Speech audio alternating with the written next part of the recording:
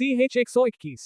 आकाश मुंबई पहुंच गया। आपने अभी तक पढ़ा। ये लड़की तो बहुत ही ज्यादा सुंदर है विराट, तुम मुंबई जाकर उसे हो कहोगेरी। अपनी मौं की बात को सुनकर विराट कुछ भी नहीं कह पाता है। कुछ समय बाद आकाश उनसे कहता है, अंकल आंटी मैं यहाँ से चलता हूँ।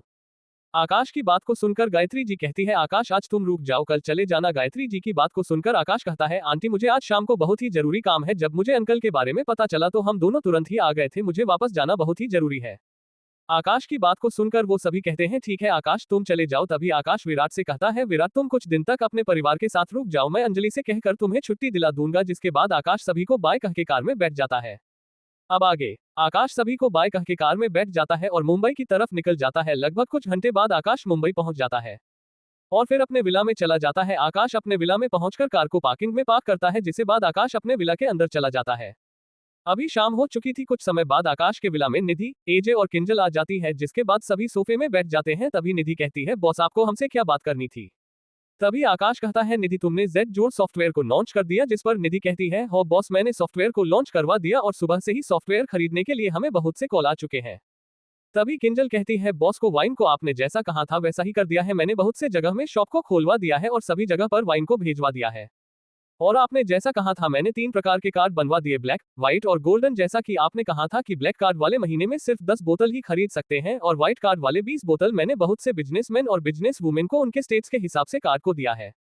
और गोल्डन कार्ड जिसे आप ही किसी को दे सकते हैं, जिसमें वो लोग महीने में 30 बोतल वाइन खरीद सकते हैं, मैंने उसे बनवा लिया है। इतना कहकर किंजल अपने पास से कुछ कार्ड को बाहर निकालती है और आकाश की तरफ बढ़ा देती है। आकाश उन सभी कार्ड को अपने स्टोरेज रिंग में रख देता है और फिर आकाश सभी को देखते हुए कहता है, तुम सभी की साधना कैसी चल रही है। जिस पर किंजल कहती है, बॉस हमने आध्यात्मिक ऊर्जा को सेंस करना सीख लिया और आध्यात्मिक ऊर्जा को अपने शरीर के अंदर सोखने की कोशिश कर रहे हैं। किंजल की बात को सुनकर आकाश स्माइल करते हुए कहता है, ठीक है मैं तुम तीनों को कुछ शक्ति बढ़ाने वाली पिल दूंगा, जिससे तुम आसानी से QI रिफाइनिंग के तीसरे लेवल में आसानी से पहुंच सकते हो। आकाश की बात को सुनकर वो तीनों बहुत ही ज्यादा खुश हो जाती है। तभी आकाश कहता है, अब मैं उस बात पर आता हूं जिसके लिए मैंने तुम तीनों को बुलाया है। इतना कहकर आकाश अपने स्टोरेज रिंग से एक गोल्ड का बिस्कुट निकालता है। उस गोल्ड के बिस्कुट को देखकर वो तीनों कंफ्यूज होते हुए पूछती है, बॉस आप हमें ये गोल्ड का बिस्कुट क्यों दिखा रहे हैं। जिस पर आकाश स्माइल करते हुए कहता है, मैं इस गोल्ड के बिस्कुट को तुम तीनों को इसलिए दिखा रहा हूँ क्योंकि अब से मैंने जो आइलैंड खरीदा है उसमें गोल्ड बनाया जाएगा और तुम तीनों उन गोल्ड्स को मार्केट में उतारोगी। आकाश की बात को वो तीनों समझ जाती है। तभी किंजल कहती है, लेकिन बॉस आप गोल्ड को कैसे बनाएंगे। किंजल की बात को सुनकर आकाश कहता है, मेरे पास गोल्ड को बनाने का फॉर्मूला है। आकाश की बात को सुनकर वो तीनों कुछ भी नहीं कहती है, क्योंकि उन्हें पता था अगर आकाश कह रहा है कि उसके पास गोल्ड बनाने का फॉर्मूला है तो आकाश जरूर गोल्ड को बना पाएगा। आकाश को गोल्ड बनाने का फॉर्मूला सिस्टम से इम्पोर्टल वर्ल्ड में मिला था, लेकिन इम्पोर्टल वर्ल्ड में आकाश को गोल्ड की ज्यादा जरूरत नहीं थी, इसलिए उसने कभी भी इम्पोर्टल वर्ल्ड में गोल्ड को नहीं बनाया था। तभी किंजल कहती है, लेकिन बॉस इसके लिए आपको बहुत ही भरोसेमंद लोगों की जरूरत होगी। जिस पर आकाश कहता है, किंजल इस बात की तुम्हें चिंता करने की कोई भी जरूरत नहीं है। मैंने दिव्या से कहकर इंपीरियल हॉल से कुछ लोगों को बुलाया है जो कि गोल्ड को बना सकते हैं। तभी आकाश किंजल से कहता है, किंजल तुमने उन सभी लोगों को ठीक से कंपनी की सुरक्षा में लगा दिया है। जिस पर किंजल कहती है, हो बॉस मैंने उन सभी को कंपनी की सुरक्षा में लगा दिया है। तभी आकाश कहता है, ठीक है अब सभी बातों को खत्म करते हैं, तुम सभी डिनर कर लो। आकाश के कहने पर सभी डाइनिंग टेबल में बैठ जाते हैं। तभी एक नौकरानी वहां पर खाना लेकर आती है और डाइनिंग टेबल में रखकर सभी को खाना परोस देती है। जिसके बाद सभी खाना खाने लगते हैं। कुछ समय बाद सभी खाना खा लेते हैं, जिसके वो नौकरानी सभी बर्तनों को किचन में ले जाकर साफ करने लगती है। अब आगे क्या होगा तो रीडर्स आपको को क्या लगता है क्या होगा इस नॉवल में आगे ये जानने के लिए पढ़ते रहिए मॉर्टल गॉड सिस्टम के अगले चैप्टर सिर्फ और सिर्फ पॉकेट नॉवल ऐप पर। और हाँ, अगर चैप्टर पसंद आया हो तो लाइक और कमेंट जरूर कर देना, इससे मुझे भी अगले चैप्टर्स को लिखने में मजा आता है। CH-122 आकाश और नेहा गए इंपीरियल हॉल। आपने अभी तक पढ़ा। जिस पर आकाश कहता है, किंजल इस बात की तुम्हें चिंता करने की कोई भी जरूरत नहीं है, मैंने दिव्या से कहकर इंपीरियल हॉल से कुछ लोगों को बुलाया है जो कि गोल्ड को बना सकते हैं। तभी आकाश किंजल से कहता है, किंजल तुम उन सभी लोगों को ठीक से कंपनी की सुरक्षा में लगा दिया है। जिस पर किंजल कहती है, हो बॉस मैंने उन सभी को कंपनी की सुरक्षा में लगा दिया है। तभी आकाश कहता है, ठीक है अब सभी बातों को खत्म करते हैं, तुम सभी डिनर कर लो। आकाश के कहने पर सभी डाइनिंग टेबल में बैठ जाते हैं। तभी एक नौकरानी वहां पर खाना लेकर आती है और डाइनिंग टेबल में रखकर सभी को खाना परोस देती है। जिसके बाद सभी खाना खाने लगते हैं। कुछ समय बाद सभी खाना खा लेते हैं, जिसके वो नौकरानी सभी बर्तनों को किचन में ले जाकर साफ करने लगती है। अब आगे जिसके बाद आकाश उस नौकरानी से कहता है, आप अब अपने घर चले जाए। आकाश की बात को सुनकर वो नौकरानी अपने घर चली जाती है। जिसके बाद वो तीनों भी अपने अपने घर चली जाती है। जिसके बाद आकाश आराम से सोफे में बैठा जाता है। कुछ देर बाद डोरबेल बजता है तो आकाश दरवाजे को खोलता है। तभी आकाश दरवाजे पर किंजल को देखता है। आकाश किंजल को देखकर उससे कहता है, किंजल तुम यहाँ क्या कर रही हो? जिस पर किंजल कहती है, बॉस मुझे घर नहीं जाना है, मैं आपके साथ यही रुकूंगी। इतना कहकर किंजल आकाश के होठों पे अपने होठ को रख देती है और आकाश को किस करने लगती है। धीरे धीरे उन दोनों की किस पैशनेट होने लगती है और फिर आकाश किंजल को अपने गोद उठा लेता है और फिर दोनों आकाश के कमरे में चले जाते हैं। अगली सुबह जब किंजल की आंख खुलती है तो वो अपने सामने आकाश को देखती है, जो आराम से सोया हुआ था। आकाश सोते हुए और भी हैंडसम लग रहा था। तभी किंजल आकाश को किस करने के लिए बढ़ती है। तभी आकाश अपने आंखों को खोल लेता है और किंजल को पकड़कर उसे किस करने लगता है। लगभग आधे घंटे बाद जब किंजल को सांस लेने में परेशानी होने लगती है तो दोनों अलग होते हैं और फिर दोनों गहरी गहरी सांस लेने लगते हैं। और फिर कुछ देर बाद दोनों का रोमांस चालू हो जाता है। दोनों का रोमांस 3 घंटे तक चलता है, जिसके बाद दोनों नहाकर अपने अपने जगह चले जाते हैं। किंजल ऑफिस चली जाती है और वहीं पर आकाश यूनिवर्सिटी के लिए निकल जाता है। कुछ ही देर में आकाश यूनिवर्सिटी पहुंच जाता है, जिसके बाद वो अपने तीनों दोस्तों के पास चला जाता है, लेकिन इस बार उन सभी के साथ उनकी गर्लफ्रेंड भी थी और साथ में जिया, माही और अदिति भी उनके साथ थी। जिसके बाद सभी क्लास में चले जाते हैं। कुछ ही देर में 2 क्लास खत्म हो जाती है, जिसके बाद सभी फिजिकल ट्रेनिंग की क्लास में चले जाते हैं।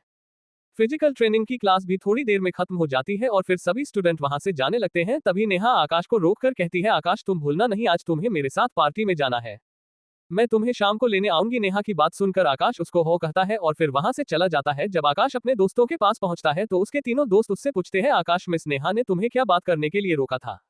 जिस पर आकाश कहता है, वो मिस नेहा को मुझसे कुछ काम था इसलिए उन्होंने मुझे रोका था। आकाश की बात को सुनकर वो तीनों आकाश से और कुछ भी नहीं कहते हैं और फिर सभी क्लास में चले जाते हैं। धीरे धीरे सभी क्लास खत्म हो जाती है, जिसके बाद सभी कैंटीन चले जाते हैं और वहां जाकर वो सभी कुछ कुछ खा रहे थे। तभी आकाश अदिति को देखकर कहता है, अदिति तुम्हें विराट के मना करने पर इतना उदास नहीं होना चाहिए। विराट पहले कुछ करना चाहता है, जिसके बाद ही रिलेशनशिप में आने के बारे में सोच रहा है, लेकिन इस बार जब तुम उससे अपने दिल की बात करोगी तो वो जरूर मान जाएगा। आकाश के बात को सुनकर अदिति का मूड थोड़ा सा ठीक हो जाता है। इधर जिया और माही अपने मन में सोच रहे थे, तुम्हें हमारा प्यार तो दिखाई नहीं दे रहा है और तुम दूसरों को प्यार के बारे में बता रहे हो, लेकिन वो दोनों आकाश को कुछ भी नहीं कहती है। कुछ देर बाद वो सभी अपने अपने हॉस्टल के रूम में चले जाते हैं और फिर शाम को जब नेहा का फोन आता है तो आकाश अपने तीनों दोस्तों को ये कहकर कि वो कुछ काम से बाहर जा रहा है और वो आज हॉस्टल नहीं आएगा, हॉस्टल के रूम से निकल जाता है और फिर नीचे जाकर नेहा के काल में बैठ जाता है। जिसके बाद वो नेहा के साथ वहां से निकल जाता है। जाते हुए आकाश नेहा से पूछता है, नेहा पार्टी कहाँ पर हो रही है? आकाश की बात को सुनकर नेहा कहती है, आकाश पार्टी इंपीरियल हॉल में हो रही है। नेहा की बात को सुनकर आकाश शॉक्ड हो जाता है, लेकिन वो कुछ भी नहीं कहता है। कुछ समय बाद दोनों इंपीरियल हॉल पहुंच जाते हैं और फिर नेहा कार को पार्किंग में पार्क कर देती है। अब आगे क्या होगा? तो रीडर्स आपको को क्या लगता है क्या होगा इस नॉवल में आगे? ये जानने के लिए पढ़ते रहिए मॉर्टल गॉड सिस्टम के अगले चैप्टर सिर्फ और सिर्फ पॉकेट नॉवल ऐप पर। और हाँ, अगर चैप्टर पसंद आया हो तो लाइक और कमेंट जरूर कर देना, इससे मुझे भी अगले चैप्टर्स को लिखने में मजा आता है। CH 123 आकाश और नेहा इंपीरियल हॉल के अंदर आपने अभी तक पढ़ा। कुछ देर बाद वो सभी अपने अपने हॉस्टल के रूम में चले जाते हैं और फिर शाम को जब नेहा का फोन आता है तो आकाश अपने तीनों दोस्तों को ये कहकर कि वो कुछ काम से बाहर जा रहा है और वो आज हॉस्टल नहीं आएगा, हॉस्टल के रूम से निकल जाता है और फिर नीचे जाकर नेहा के काल में बैठ जाता है। जिसके बाद वो नेहा के साथ वहां से निकल जाता है। जाते हुए आकाश नेहा से पूछता है, नेहा पार्टी कहाँ पर हो रही है? आकाश की बात को सुनकर नेहा कहती है, आकाश पार्टी इंपीरियल हॉल में हो रही है। नेहा की बात को सुनकर आकाश शॉक्ड हो जाता है, लेकिन वो कुछ भी नहीं कहता है। कुछ समय बाद दोनों इंपीरियल हॉल पहुंच जाते हैं और फिर नेहा कार को पार्किंग में पार्क कर देती है। अब आगे और फिर आकाश और नेहा कार से निकल जाते हैं। तभी वहां पर एक फरारी आकर रुकती है और उसमें से एक लड़की और एक लड़का उतरता है। तभी वो लड़की नेहा को देखकर कहती है, नेहा तुम भी आज पार्टी में आई हो? तभी नेहा उस लड़की की ओर देखती है। जब नेहा उस लड़की को देखती है तो नेहा को बहुत ही ज्यादा गुस्सा आने लगता है। तभी नेहा कहती है, हो जानवी मैं भी यहाँ आई हूँ। तभी जानवी की नजर आकाश के ऊपर जाती है और जब वो आकाश को देखती है तो देखती ही रह जाती है। तभी वो अपने आप को संभालते हुए कहती है, नेहा ये तुम्हारे साथ कौन है? तभी नेहा आकाश के हाथ को पकड़ते हुए कहती है, ये मेरा बॉयफ्रेंड है। आकाश नेहा की बात को सुनकर वो लड़का जो जानवी के साथ आया था जलन भरी नजरों से आकाश को देख रहा था, क्योंकि आकाश उससे ज्यादा हैंडसम था। तभी नेहा उन दोनों को इग्नोर करते हुए आकाश से कहती है, चलो आकाश हम दोनों अंदर जाते हैं। और दोनों अंदर की तरफ जाने लगते हैं। इधर वो दोनों जब अपने आप को इग्नोर होता हुआ देखते हैं तो बहुत ही ज्यादा गुस्सा हो जाते हैं। अंदर जाते हुए आकाश नेहा से पूछता है, नेहा वो दोनों कौन थे? जिस पर नेहा कहती है, वो जानवी है जो कभी मेरी सबसे अच्छी दोस्त हुआ करती थी और वो दूसरा लड़का जन्मत रहेजा, वो कॉलेज में मेरा क्रश हुआ करता था। जानवी को ये सब पहले से पता था, लेकिन उसने मुझे धोखा दिया इसलिए हमारी दोस्ती टूट गई। तभी आकाश कहता है, नेहा कहीं अभी तक तुम उससे पंसद करती हो क्या? पता नहीं, पर आकाश का नेहा से ये पूछने से उसके दिल में अच्छा नहीं लगता है। तभी नेहा कहती है, ये सब कॉलेज की बात है, अब मैं उससे पसंद नहीं करती है। ये सब बोलने के बाद नेहा को अपना दिल हल्का लगने लगता है। वो दोनों चलते हुए गेट के पास पहुंच जाते हैं। तभी गेट के पास खड़ा आदमी आकाश को देखकर उसे ग्रिट करने वाला था कि तभी आकाश उसे अपना सर हिलाकर मना कर देता है। तो वो नॉर्मल आकाश और नेहा को ग्रिड करता है। जब वो दोनों अंदर आते हैं तो वहां का मैनेजर आकाश को देखकर उसके पास आ ही रहा था कि तभी आकाश उसको भी मना कर देता है, जिससे वो अपने जगह में ही खड़ा रहता है। और फिर नेहा और आकाश एक प्राइवेट रूम के अंदर चले जाते हैं। जब वो दोनों उस प्राइवेट रूम के अंदर जाते हैं तो उस रूम के सभी लोगों की नजर उन दोनों पर चली जाती है। लड़कियां आकाश को देखकर देखता ही रह जाती है और वही लड़कों का भी यही हाल था। वो भी नेहा को बस एक टक देख रहे थे। तभी नेहा और आकाश जाकर एक टेबल में बैठ जाते हैं। तभी नेहा की फ्रेंड जो उसके बगल में ही बैठी हुई थी नेहा से कहती है, नेहा क्या ये तुम्हारा बॉयफ्रेंड है? नेहा अपनी दोस्त की बात को सुनकर कहती है, हो दिया, ये मेरा बॉयफ्रेंड है आकाश। तभी वहां पर बैठा एक लड़का कहता है, नेहा तुम्हारा बॉयफ्रेंड तो बहुत ही ज्यादा यंग लगता है, ये करता क्या है? तभी आकाश कहता है, मैं मुंबई यूनिवर्सिटी में फर्स्ट ईयर का स्टूडेंट हूँ। आकाश की बात को सुनकर वो सभी हैरान हो जाते हैं। तभी उस रूम का दरवाजा खुलता है और उसमें से जानवी और जन्मत अंदर आते हैं और खाली कुर्सी में जाकर बैठ जाते हैं। तभी जानवी कहती है, तुम सभी क्या बात कर रहे थे? तभी एक लड़की कहती है, हम नेहा के बॉयफ्रेंड के बारे में बात कर रहे थे। तभी जानवी नेहा को एक तिरछी स्माइल देती है और तन्मय से कहती है, तन्मय तुम्हें पता है तुम कॉलेज में नेहा के क्रश हुआ करते थे। जानवी की बात को सुनकर तन्मय नेहा की तरफ देखता है, क्योंकि नेहा ने उसे पहले ही बताया था कि वो नेहा का क्रश हुआ करता था, लेकिन नेहा उसकी तरफ बिल्कुल भी नहीं देखती है। वहां बैठे सभी लोग इस बारे में जानते थे कि तन्मय कॉलेज के समय नेहा का क्रश हुआ करता था, लेकिन जानवी ने नेहा को धोखा देकर तन्मय को अपना बॉयफ्रेंड बना लिया था। तभी नेहा कहती है, वो सब कॉलेज की बात थी, उस समय हमें उतनी समझ नहीं थी कि हमें किसके साथ रहना चाहिए। और फिर नेहा जानवी की तरफ देखते हुए कहती है, जानव बड़ी ही तुम्हारा थैंक यू, अगर तुमने तन्मय को अपना बॉयफ्रेंड नहीं बनाया होता तो मुझे इतना अच्छा बॉयफ्रेंड नहीं मिल पाता। नेहा की बात को सुनकर तन्मय और नेहा को बहुत ही ज्यादा गुस्सा आने लगता है। अब आगे क्या होगा? तो रीडर्स आपको को क्या लगता है क्या होगा इस नॉवल में आगे? ये जानने के लिए पढ़ते रहिए मॉर्टल गॉड सिस्टम के अगले चैप्टर सिर्फ और सिर्फ पॉकेट नॉवल ऐप पर। और हाँ, अगर चैप्टर पसंद आया हो तो लाइक और कमेंट जरूर कर देना, इससे मुझे भी अगले चैप्टर्स को लिखने में मजा आता है। CH 124 जानवी ने की आकाश की बेइज्जती करने की कोशिश। आपने अभी तक पढ़ा। तन्मय तुम्हें पता है तुम कॉलेज में नेहा के क्रश हुआ करते थे। जानवी की बात को सुनकर तन्मय नेहा की तरफ देखता है, क्योंकि नेहा ने उसे पहले ही बताया था कि वो नेहा का क्रश हुआ करता था, लेकिन नेहा उसकी तरफ बिल्कुल भी नहीं देखती है। वहां बैठे सभी लोग इस बारे में जानते थे कि तन्मय कॉलेज के समय नेहा का क्रश हुआ करता था, लेकिन जानवी ने नेहा को धोखा देकर तन्मय को अपना बॉयफ्रेंड बना लिया था। तभी नेहा कहती है, वो सब कॉलेज की बात थी, उस समय हमें उतनी समझ नहीं थी कि हमें किसके साथ रहना चाहिए। और फिर नेहा जानवी की तरफ देखते हुए कहती है, जानवी तुम्हारा थैंक यू, अगर तुमने तन्मय को अपना बॉयफ्रेंड नहीं बनाया होता तो मुझे इतना अच्छा बॉयफ्रेंड नहीं मिल पाता। नेहा की बात को सुनकर तन्मय और नेहा को बहुत ही ज्यादा गुस्सा आने लगता है। अब आगे। तभी जानवी कहती है, नेहा तुम कैसे कह सकती हो कि तुम्हारा बॉयफ्रेंड तन्मय से अच्छा है? तन्मय का खुद का बिजनेस है, तुम्हारे बॉयफ्रेंड को तो देखकर लगता है कि तुम्हें ही अपने बॉयफ्रेंड को पैसे देने पड़ते होंगे। जानवी की बात को सुनकर सभी हंसने लगते हैं। इधर आकाश किसी भी के बात पर ध्यान नहीं दे रहा था, वही दूसरी ओर एक लड़का आकाश को बड़े ध्यान से देख रहा था। तभी वो अपनी जगह से उठता है और आकाश के पास जाकर कहता है, हेलो मिस्टर आकाश सिंह। उस आदमी की आवाज को सुनकर आकाश उसकी ओर देखता है और उससे हैंडशेक करते हुए हेलो कहता है। इधर उस लड़के को आकाश के पास जाकर उसे हैंडशेक करते हुए देखकर सभी बहुत ही ज्यादा हैरान और कंफ्यूज दोनों हो जाते हैं। तभी उस आदमी की गर्लफ्रेंड उससे कहती है, मनोज क्या तुम नेहा के बॉयफ्रेंड को जानते हो? अपनी गर्लफ्रेंड की बात को सुनकर मनोज कहता है, mister Akash AB group of company के फाउंडर है, जिस कंपनी ने वर्ल्ड डिस्ट्रॉयर गेम को बनाया है। मनोज की बात को सुनकर वहां बैठे सभी लोग बहुत ही ज्यादा हैरान हो जाते हैं, यहाँ तक कि नेहा भी हैरान हो जाती है। उसने कभी भी ये नहीं सोचा था कि आकाश एबी ग्रुप ऑफ कंपनी का ओनर होगा। किसी भी को पता कैसे नहीं होगा कि एबी ग्रुप ऑफ कंपनी क्या है? एबी ग्रुप ऑफ कंपनी पूरी इंडिया की 10वीं सबसे बड़ी कंपनी है। इधर मनोज के ये सब बोलने से तो जानवी को ऐसा लग रहा था कि किसी ने उसके गाल में तमाचा मार दिया हो। वो अभी ही आकाश की बेइज्जती करने की कोशिश कर रही थी कि आकाश टीचर है और वो नेहा के पैसे में पलता होगा, लेकिन वो तो उसके बॉयफ्रेंड से भी अमीर निकला। इधर तन्मय तो अपनी जगह में चुपचाप बैठा था, वो अभी किसी की तरफ देखने की कोशिश भी नहीं कर रहा था। तभी जानवी कहती है, ये कैसे हो सकता है? ये तो खुद नेहा के कार में आया था। अगर ये एबी ग्रुप ऑफ कंपनी का ओनर होता तो इसके पास क्या अपनी खुद की कार नहीं होती? जानवी की बात को सुनकर मनोज कहता है, जानवी अगर तुम्हें मेरी बातों पर भरोसा नहीं है तो तुम खुद एबी ग्रुप ऑफ कंपनी के ओनर के बारे सर्च कर सकती हो। मनोज की बात को सुनकर जानवी अपने फोन को निकालती है और एबी ग्रुप ऑफ कंपनी के ओनर के बारे में सर्च करती है। और जब Janvi AB group of company के ओनर को देखती है तो वो कुछ नहीं बोल पाती और अपने जगह में बैठ जाती है। जानवी को कुछ न बोलता हुआ देखकर सभी अपने अपने फोन में एबी ग्रुप ऑफ कंपनी के ओनर के बारे में सर्च करते हैं और एबी ग्रुप ऑफ कंपनी के ओनर का नाम और ओनर की फोटो देखकर सभी आकाश की तरफ देखते हैं। इधर आकाश तो नॉर्मल बैठा हुआ था। तभी सभी लोग बहुत ही खुश हो जाते हैं और अपनी जगह से उठकर आकाश के पास चले जाते हैं और आकाश से उसका ऑटोग्राफ मांगने लगते हैं। तभी आकाश कहता है, मेरे पास कोई पेन या कागज नहीं है। तभी एक लड़की अपने पर्स से निकालकर आकाश को दे देती है और कहती है, अब आप हम सभी को अपना ऑटोग्राफ दीजिए। तभी आकाश कहता है, ठीक है, आप सभी एक एक करके आइए। तभी एक लड़की आती है जिसे आकाश अपना ऑटोग्राफ देता है। तभी वो लड़की कहती है, क्या मैं आपके साथ एक फोटो ले सकती हूँ? आकाश उसको मना नहीं करता है और उसके साथ फोटो खिंचवा लेता है, लेकिन आकाश फोटो खिंचवाने वक्त उस लड़की से थोड़ी दूरी बनाए हुए था। ये सब देख नेहा के होठों में स्माइल आ जाती है। कुछ ही देर में सभी ने आकाश के साथ फोटो खिंचवा लिया था और ऑटोग्राफ ले लिया था, जिसके बाद सभी अपने अपने जगह में बैठ जाते हैं। तभी मनोज कहता है चलो हाँ सभी अपने लिए खाना ऑर्डर करते हैं। तभी जानवी कहती है नेहा तुम्हारे बॉयफ्रेंड और मेरे बॉयफ्रेंड के बीच एक कंपटीशन रखते हैं जिसमें दोनों की वाइन पीना होगा। जो सबसे ज्यादा वाइन पिएगा वो जीतेगा और हारने वाले को यहाँ के सभी लोगों का बिल पे करना पड़ेगा। जानवी की बात को सुनकर आकाश के होठों में स्माइल आ जाती है। नेहा जानवी को मना करने ही वाली थी कि तभी आकाश कहता है ठीक है मुझे ये कॉमेडियन मंजूर है। आकाश की बात को सुनकर जानवी के चेहरे में एक डेविल मुस्कान आ जाती है।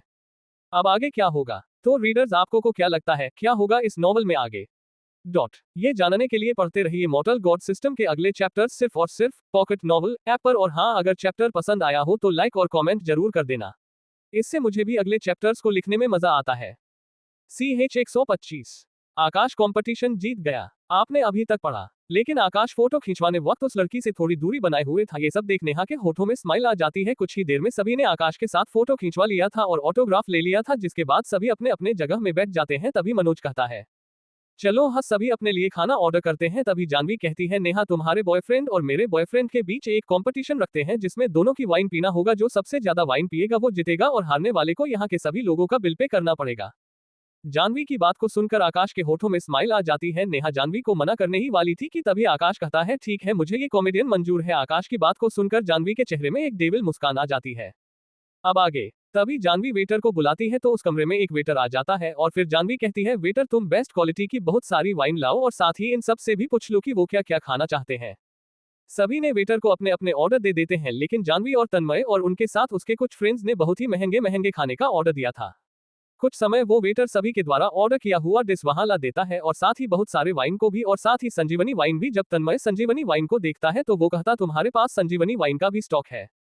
मैंने इसी महीने इस वाइन को पिया था, लेकिन ये कितनी अफसोस की बात है कि मुझे संजीवनी वाइन दोबारा पीने को नहीं मिली। तन्मय की बात को सुनकर वहां बैठे सभी लोग बहुत ही ज्यादा हैरान हो जाते हैं और उन्हें भी संजीवनी वाइन को पीने का मन चलने लगता है। तभी जानवी कहती है चलो अब हम कंपटीशन शुरू करते हैं। तभी तन्मय और आकाश वाइन पीने लगते हैं। तन्मय को सिर्फ 2 बोतल वाइन पीने पर ही नशा चढ़ने लगता है, लेकिन आकाश को तो नशा हो ही नहीं रहा था। तन्मय 6 बोतल वाइन पीने के बाद अपने होश में नहीं था। वही अभी तक आकाश ने 10 बोतल वाइन पी लिया था, फिर भी वो अपने होशो हवाश में था, जिसे देखकर सभी बहुत ही ज्यादा हैरान हो जाते हैं। तभी आकाश स्माइल करते हुए कहता है तुम्हारे बॉयफ्रेंड ने तो अभी 6 बोतल वाइन पी है, लेकिन वो तो अपने होश में ही नहीं है, इसलिए ये कंपटीशन यही खत्म होता है और अब तुम सभी का बिल पे करोगी। आकाश की बात को सुनकर जानवी को बहुत ही ज्यादा शर्मिंदगी महसूस होती है, इसलिए वो अपना सर नीचे झुका लेती है। तभी आकाश कहता है चलो हम सभी खाना शुरू करते हैं। आकाश की बात को सुनकर सभी खाना शुरू कर देते हैं और वो सभी वाइन भी पी रहे थे। कुछ देर बाद सभी खाना खा लेते हैं। तभी नेहा उठती है, लेकिन वो लड़खड़ा जाती है क्योंकि नेहा ने भी बहुत ही ज्यादा वाइन पी ली थी। तभी आकाश नेहा को अपने बाहों में पकड़ लेता है। तभी उन दोनों की नजर एक दूसरे से मिलती है तो वो दोनों एक दूसरे के आंखों में खो जाते हैं। तभी नेहा आकाश को किस देती है। वो दोनों लगभग 5 मिनट तक किस करते रहते हैं। ये सब देखकर नेहा के क्लासमेट ताली बजा रहे थे और उन दोनों को चीयर कर रहे थे। तभी नेहा आकाश से दूर होती है। नेहा के गाल अभी टमाटर की तरह लाल थे। तभी नेहा की फ्रेंड उसको टीज करते हुए कहती है नेहा तुम तो बहुत बोल्ड निकली, तुमने सभी के सामने आकाश को किस कर दिया। अपनी फ्रेंड की बात को सुनकर नेहा और भी ज्यादा शर्मा जाती है।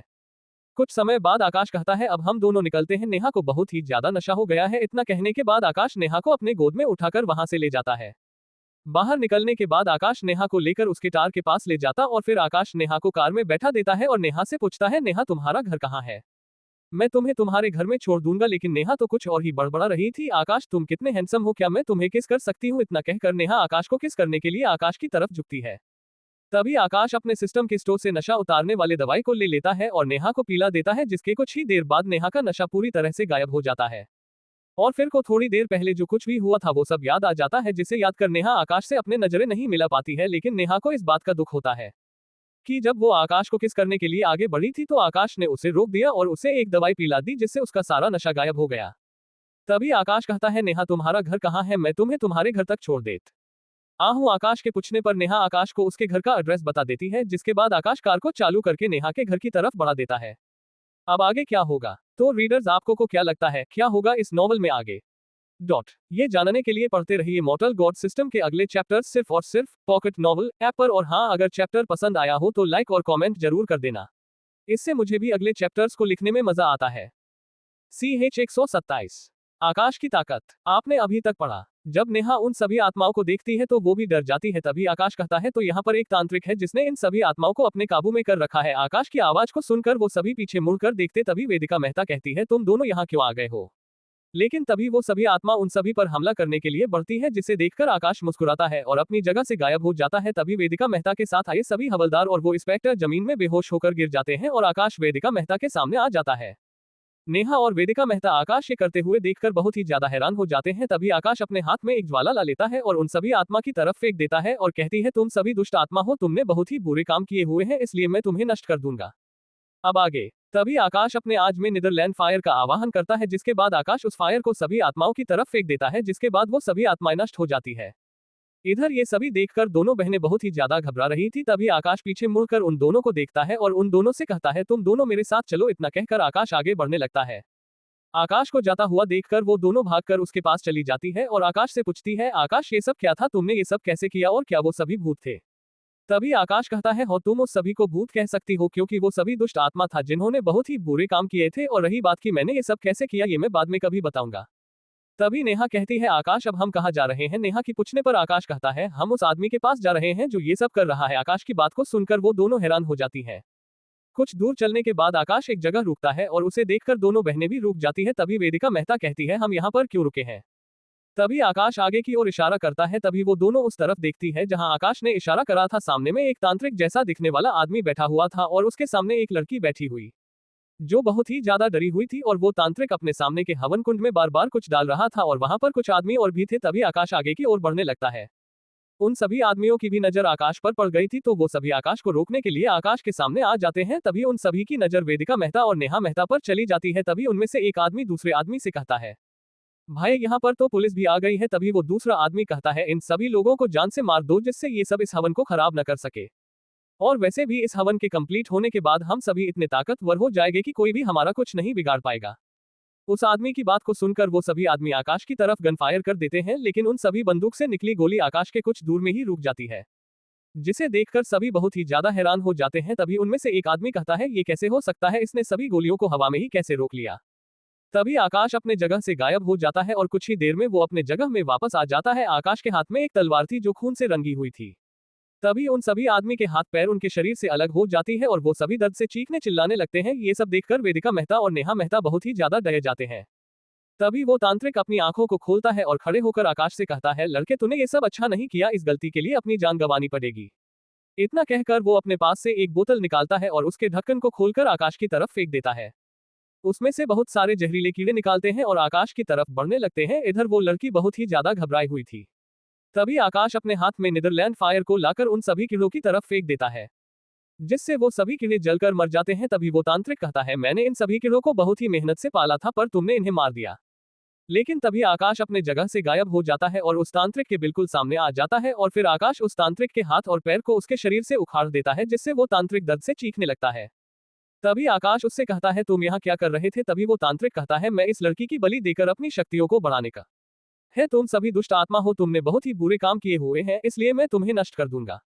अब आगे क्या होगा तो रीडर्स आपको को क्या लगता है क्या होगा इस नॉवल में आगे ये जानने के लिए पढ़ते रहिए मॉर्टल गॉड सिस्टम के अगले चैप्टर सिर्फ और सिर्फ पॉकेट नॉवल ऐप पर। और हाँ, अगर चैप्टर पसंद आया हो तो लाइक और कमेंट जरूर कर देना, इससे मुझे भी अगले चैप्टर्स को लिखने में मजा आता है। CH 127 आकाश की ताकत। आपने अभी तक पढ़ा। जब नेहा उन सभी आत्माओं को देखती है तो वो भी डर जाती है। तभी आकाश कहता है तो यहाँ पर एक तांत्रिक है जिसने इन सभी आत्माओं को अपने काबू में कर रखा है। आकाश की आवाज को सुनकर वो सभी पीछे मुड़कर देखते तभी वेदिका मेहता कहती है तुम दोनों यहाँ क्यों आ गए हो। लेकिन तभी वो सभी आत्मा उन सभी पर हमला करने के लिए बढ़ती है, जिसे देखकर आकाश मुस्कुराता है और अपनी जगह से गायब हो जाता है। तभी वेदिका मेहता के साथ आए सभी हवलदार और वो इंस्पेक्टर जमीन में बेहोश होकर गिर जाते हैं और आकाश वेदिका मेहता के सामने आ जाता है। नेहा और वेदिका मेहता आकाश ये करते हुए देखकर बहुत ही ज्यादा हैरान हो जाते हैं। तभी आकाश अपने हाथ में एक ज्वाला ला लेता है और उन सभी आत्मा की तरफ फेंक देता है और कहती है तुम सभी दुष्ट आत्मा हो, तुमने बहुत ही बुरे काम किए हुए हैं, इसलिए मैं तुम्हें नष्ट कर दूंगा। अब आगे। तभी आकाश अपने आज में नीदरलैंड फायर का आवाहन करता है, जिसके बाद आकाश उस फायर को सभी आत्माओं की तरफ फेंक देता है, जिसके बाद वो सभी आत्माएं नष्ट हो जाती है। इधर ये सभी देखकर दोनों बहनें बहुत ही ज्यादा घबरा रही थी। तभी आकाश पीछे मुड़कर उन दोनों को देखता है और उन दोनों से कहता है तुम दोनों मेरे साथ चलो। इतना कहकर आकाश आगे बढ़ने लगता है। आकाश को जाता हुआ देखकर वो दोनों भागकर उसके पास चली जाती है और आकाश से पूछती है, आकाश ये सब क्या था, तुमने ये सब कैसे किया और क्या वो सभी भूत थे? तभी आकाश कहता है, हो तुम उस सभी को भूत कह सकती हो क्योंकि वो सभी दुष्ट आत्मा था जिन्होंने बहुत ही बुरे काम किए थे, और रही बात कि मैंने ये सब कैसे किया ये मैं बाद में कभी बताऊंगा। तभी नेहा कहती है, आकाश अब हम कहाँ जा रहे हैं? नेहा की पूछने पर आकाश कहता है, हम उस आदमी के पास जा रहे हैं जो ये सब कर रहा है। आकाश की बात को सुनकर वो दोनों हैरान हो जाती हैं। कुछ दूर चलने के बाद आकाश एक जगह रुकता है और उसे देखकर दोनों बहनें भी रुक जाती है। तभी वेदिका मेहता कहती है, हम यहाँ पर क्यों रुके हैं? तभी आकाश आगे की ओर इशारा करता है। तभी वो दोनों उस तरफ देखती है जहां आकाश ने इशारा करा था। सामने में एक तांत्रिक जैसा दिखने वाला आदमी बैठा हुआ था और उसके सामने एक लड़की बैठी हुई जो बहुत ही ज्यादा डरी हुई थी, और वो तांत्रिक अपने सामने के हवन कुंड में बार बार कुछ डाल रहा था और वहां पर कुछ आदमी और भी थे। तभी आकाश आगे की ओर बढ़ने लगता है। उन सभी आदमियों की भी नजर आकाश पर पड़ गई थी, तो वो सभी आकाश को रोकने के लिए आकाश के सामने आ जाते हैं। तभी उन सभी की नजर वेदिका मेहता और नेहा मेहता पर चली जाती है। तभी उनमें से एक आदमी दूसरे आदमी से कहता है, भाई यहाँ पर तो पुलिस भी आ गई है। तभी वो दूसरा आदमी कहता है, इन सभी लोगों को जान से मार दो जिससे ये सब इस हवन को खराब न कर सके, और वैसे भी इस हवन के कंप्लीट होने के बाद हम सभी इतने ताकतवर हो जाएंगे कि कोई भी हमारा कुछ नहीं बिगाड़ पाएगा। उस आदमी की बात को सुनकर वो सभी आदमी आकाश की तरफ गन फायर कर देते हैं, लेकिन उन सभी बंदूक से निकली गोली आकाश के कुछ दूर में ही रुक जाती है, जिसे देखकर सभी बहुत ही ज्यादा हैरान हो जाते हैं। तभी उनमें से एक आदमी कहता है, ये कैसे हो सकता है, इसने सभी गोलियों को हवा में ही कैसे रोक लिया? तभी आकाश अपने जगह से गायब हो जाता है और कुछ ही देर में वो अपने जगह में वापस आ जाता है। आकाश के हाथ में एक तलवार थी जो खून से रंगी हुई थी। तभी उन सभी आदमी के हाथ पैर उनके शरीर से अलग हो जाती है और वो सभी दर्द से चीखने चिल्लाने लगते हैं। ये सब देखकर वेदिका मेहता और नेहा मेहता बहुत ही ज्यादा डरे जाते हैं। तभी वो तांत्रिक अपनी आंखों को खोलता है और खड़े होकर आकाश से कहता है, लड़के तूने ये सब अच्छा नहीं किया, इस गलती के लिए अपनी जान गंवानी पड़ेगी। इतना कहकर वो अपने पास से एक बोतल निकालता है और उसके ढक्कन को खोलकर आकाश की तरफ फेंक देता है। उसमें से बहुत सारे जहरीले कीड़े निकालते हैं और आकाश की तरफ बढ़ने लगते हैं। इधर वो लड़की बहुत ही ज्यादा घबराई हुई थी। तभी आकाश अपने हाथ में नीदरलैंड फायर को लाकर उन सभी कीड़ों की तरफ फेंक देता है, जिससे वो सभी कीड़े जलकर मर जाते हैं। तभी वो तांत्रिक कहता है, मैंने इन सभी कीड़ों को बहुत ही मेहनत से पाला था, पर तुमने इन्हें मार दिया। लेकिन तभी आकाश अपने जगह से गायब हो जाता है और उस तांत्रिक के बिल्कुल सामने आ जाता है, और फिर आकाश उस तांत्रिक के हाथ और पैर को उसके शरीर से उखाड़ देता है, जिससे वो तांत्रिक दर्द से चीखने लगता है। तभी आकाश उससे कहता है, तुम यहाँ क्या कर रहे थे? तभी वो तांत्रिक कहता है, मैं इस लड़की की बलि देकर अपनी शक्तियों को बढ़ाने का बड़ी ही कोशिश कर रहा था। मैंने 99 लड़कियों की बलि दे दी है और इस लड़की की बलि देकर मैं बहुत ही ज्यादा ताकतवर बन जाता। अब आगे क्या होगा? तो रीडर्स आपको को क्या लगता है, क्या होगा इस नॉवल में आगे? ये जानने के लिए पढ़ते रहिए मॉर्टल गॉड सिस्टम के अगले चैप्टर सिर्फ और सिर्फ पॉकेट नॉवल ऐप पर। और हाँ, अगर चैप्टर पसंद आया हो तो लाइक और कमेंट जरूर कर देना, इससे मुझे भी अगले चैप्टर्स को लिखने में मजा आता है। CH 128 आकाश ने तांत्रिक और उसके साथियों को खत्म कर दिया। आपने अभी तक पढ़ा। इधर वो लड़की बहुत ही ज्यादा घबराई हुई थी। तभी आकाश अपने हाथ में नीदरलैंड फायर को लाकर उन सभी कीड़ों की तरफ फेंक देता है, जिससे वो सभी कीड़े जलकर मर जाते हैं। तभी वो तांत्रिक कहता है, मैंने इन सभी कीड़ों को बहुत ही मेहनत से पाला था, पर तुमने इन्हें मार दिया। लेकिन तभी आकाश अपने जगह से गायब हो जाता है और उस तांत्रिक के बिल्कुल सामने आ जाता है, और फिर आकाश उस तांत्रिक के हाथ और पैर को उसके शरीर से उखाड़ देता है, जिससे वो तांत्रिक दर्द से चीखने लगता है। तभी आकाश उससे कहता है, तुम यहाँ क्या कर रहे थे? तभी वो तांत्रिक कहता है, मैं इस लड़की की बलि देकर अपनी शक्तियों को बढ़ाने की कोशिश कर रहा था। मैंने 99 लड़कियों की बलि दे दी है और इस लड़की की बलि देकर मैं बहुत ही ज्यादा ताकतवर बन जाता। अब आगे? उस तांत्रिक की बात को सुनकर आकाश कहता है, तो तुम एक शैतानी साधक बनना चाहते हो जो लोगों की बलि देकर अपनी शक्तियों को बढ़ाता है? तो ठीक है, मैं तुम सभी को इतनी दर्दनाक मौत दूंगा कि तुमने सोचा भी नहीं होगा। इतना कहकर आकाश आगे बढ़कर उन सभी के एक्यूपंक्चर पॉइंट को दबाता है, जिससे उन्हें बहुत ही ज्यादा दर्द होने लगता है और वो सभी दर्द से कराहने लगते हैं। और फिर कुछ देर बाद आकाश अपने हाथ में नीदरलैंड फायर को ला लेता है, जिसके बाद आकाश नीदरलैंड फायर को उन सब के ऊपर फेंक देता है, जिससे उन सभी का शरीर जलने लगता है और वो सभी दर्द से चीखने चिल्लाने लगते हैं। और फिर कुछ ही देर में उन सभी का शरीर जलकर राख में बदल जाता है। तभी आकाश उस लड़की की ओर देखता है जिसकी वो तांत्रिक बलि देने वाला था। उन लोगों ने उस लड़की को रस्सी से बांध कर रखा था और वो लड़की ये सब देखकर बहुत ही ज्यादा घबराई हुई थी। तभी आकाश नेहा को उस लड़की के पास जाकर उसकी रस्सी को खोलने का इशारा करता है। नेहा आकाश के इशारे को समझ जाती है और उस लड़की के पास जाकर उसकी रस्सी को खोल देती है। वो लड़की 18-19 साल की और वो बहुत ही ज्यादा खूबसूरत थी। उस लड़की की रस्सी को खोलने के बाद नेहा उससे कहती है, तुम ठीक तो हो? जिस पर वो कहती है, हाँ मैं बिल्कुल ठीक हूँ। तभी वेदिका मेहता उस लड़की के पास जाती है और उससे कहती है, हमें तुम्हारी किडनैप होने की खबर किसी ने दी थी, तुम मुझे अपना नाम और अपने परिवार के बारे में बताओ जिससे मैं तुम्हें तुम्हारे घर में छोड़ दूं। वेदिका मेहता की बात को सुनकर वो लड़की कहती है, मेरा नाम अवनी सिंह है, मैं यहाँ अपने यूनिवर्सिटी से ट्रांसफर लेकर आई हूँ और अपने बड़े पापा के घर जा रही थी। तभी एयरपोर्ट के बाहर इन्होंने मुझे किडनैप कर लिया। अवनी की बात को सुनकर वेदिका कहती है तुम्हारे बड़े पापा कौन है, मैं तुम्हें तुम्हारे घर में छोड़ दूंगी। जिस पर अवनी कहती है मेरे बड़े पापा का नाम सुनील सिंह है। अवनी की बात को सुनकर वो दोनों बहनें चौंक जाती है और आकाश की तरफ देखने लगती है। तभी अवनी आकाश की तरफ जाती है और आकाश से कहती है तुम्हारा शुक्रिया जो तुमने मेरी जान बचाई। अवनी की बात को सुनकर आकाश कहता है तुम्हें मुझे शुक्रिया कहने की कोई भी जरूरत नहीं है, तुम मेरी बहन जैसी हो। इतना कहकर आकाश अवनी के सर पर हाथ रखता है। तभी वेदिका मेहता कहती है आकाश हम सभी को यहाँ से जाना चाहिए। तभी आकाश कहता है नेहा और वेदिका तुम आज जो कुछ भी हुआ वो किसी को भी मत बताना। तभी वेदिका मेहता कहती है वैसे कोई भी हमारे बात पर भरोसा नहीं करेगा कि तुमने इन सभी को मार दिया है और वैसे भी हमारे पास कोई सबूत नहीं है। तभी नेहा कहती है आकाश तुम इस बात की फिक्र मत करो, हम किसी को भी इस बारे में नहीं बताएंगे, अब हम सभी को यहाँ से जाना चाहिए। नेहा की बात को सुनकर वो चारों वहां से चले जाते हैं। जब वो सभी उन सभी हवलदार और इंस्पेक्टर के पास पहुंचते हैं तो आकाश उन सभी के एक एक्यूपंक्चर पॉइंट को दबाता है, जिससे वो सभी होश में आ जाते हैं। तभी वो इंस्पेक्टर कहता है यहाँ क्या हुआ था और हम सब बेहोश कैसे हो गए थे। तभी उस इंस्पेक्टर को बेहोश होने से पहले की सभी बात याद आ जाता है, जिसे याद कर वो बहुत ही ज्यादा घबराने लगता है। यही हालत उन सभी हवलदार की भी थी। तभी वो इंस्पेक्टर कहता है मैडम वो सब क्या था, क्या वो सभी सही में भूत थे। उस इंस्पेक्टर की बात को सुनकर वेदिका मेहता उनसे कहती है वो कोई भूत नहीं थे, बल्कि उन सभी को होलोग्राफिक इमेज से हमें डराने के लिए बनाया गया था।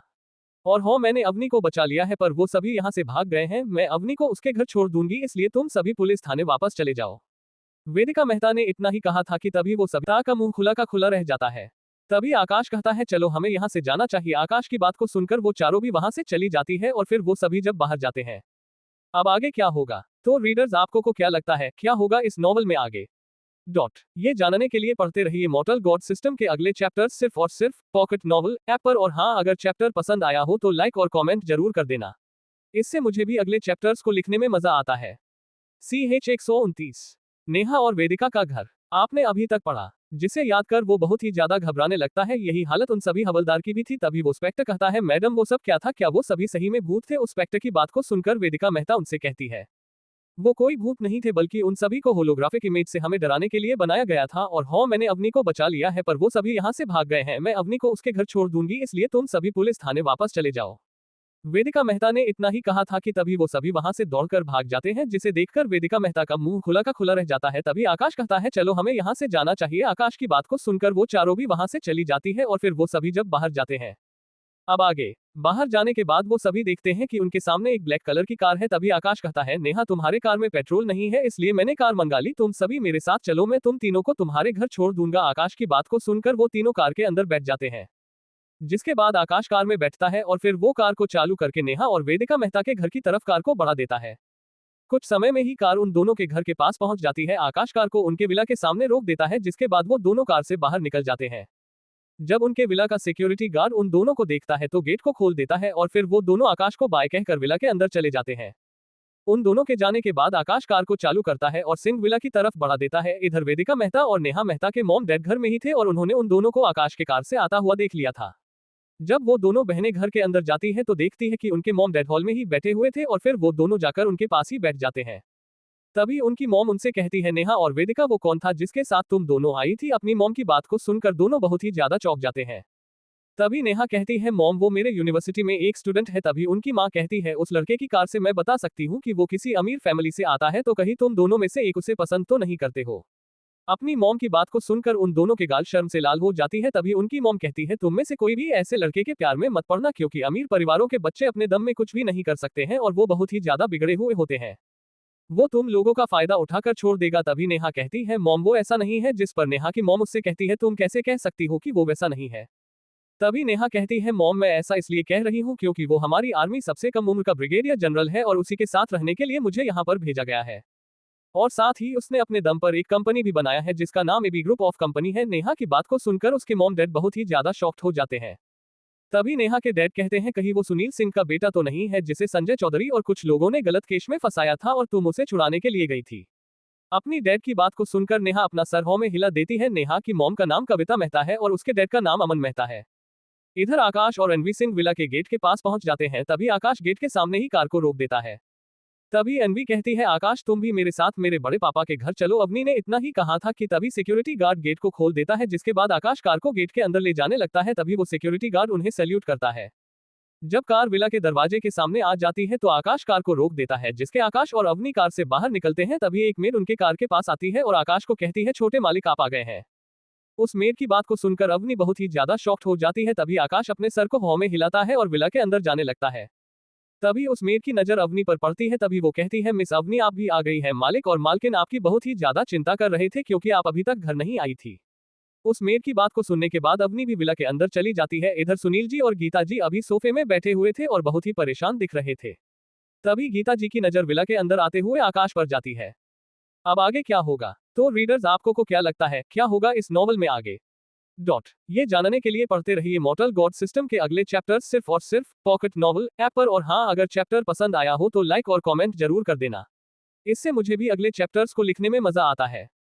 CH 130 आकाश दिल्ली गया और सुमीत जी का इलाज।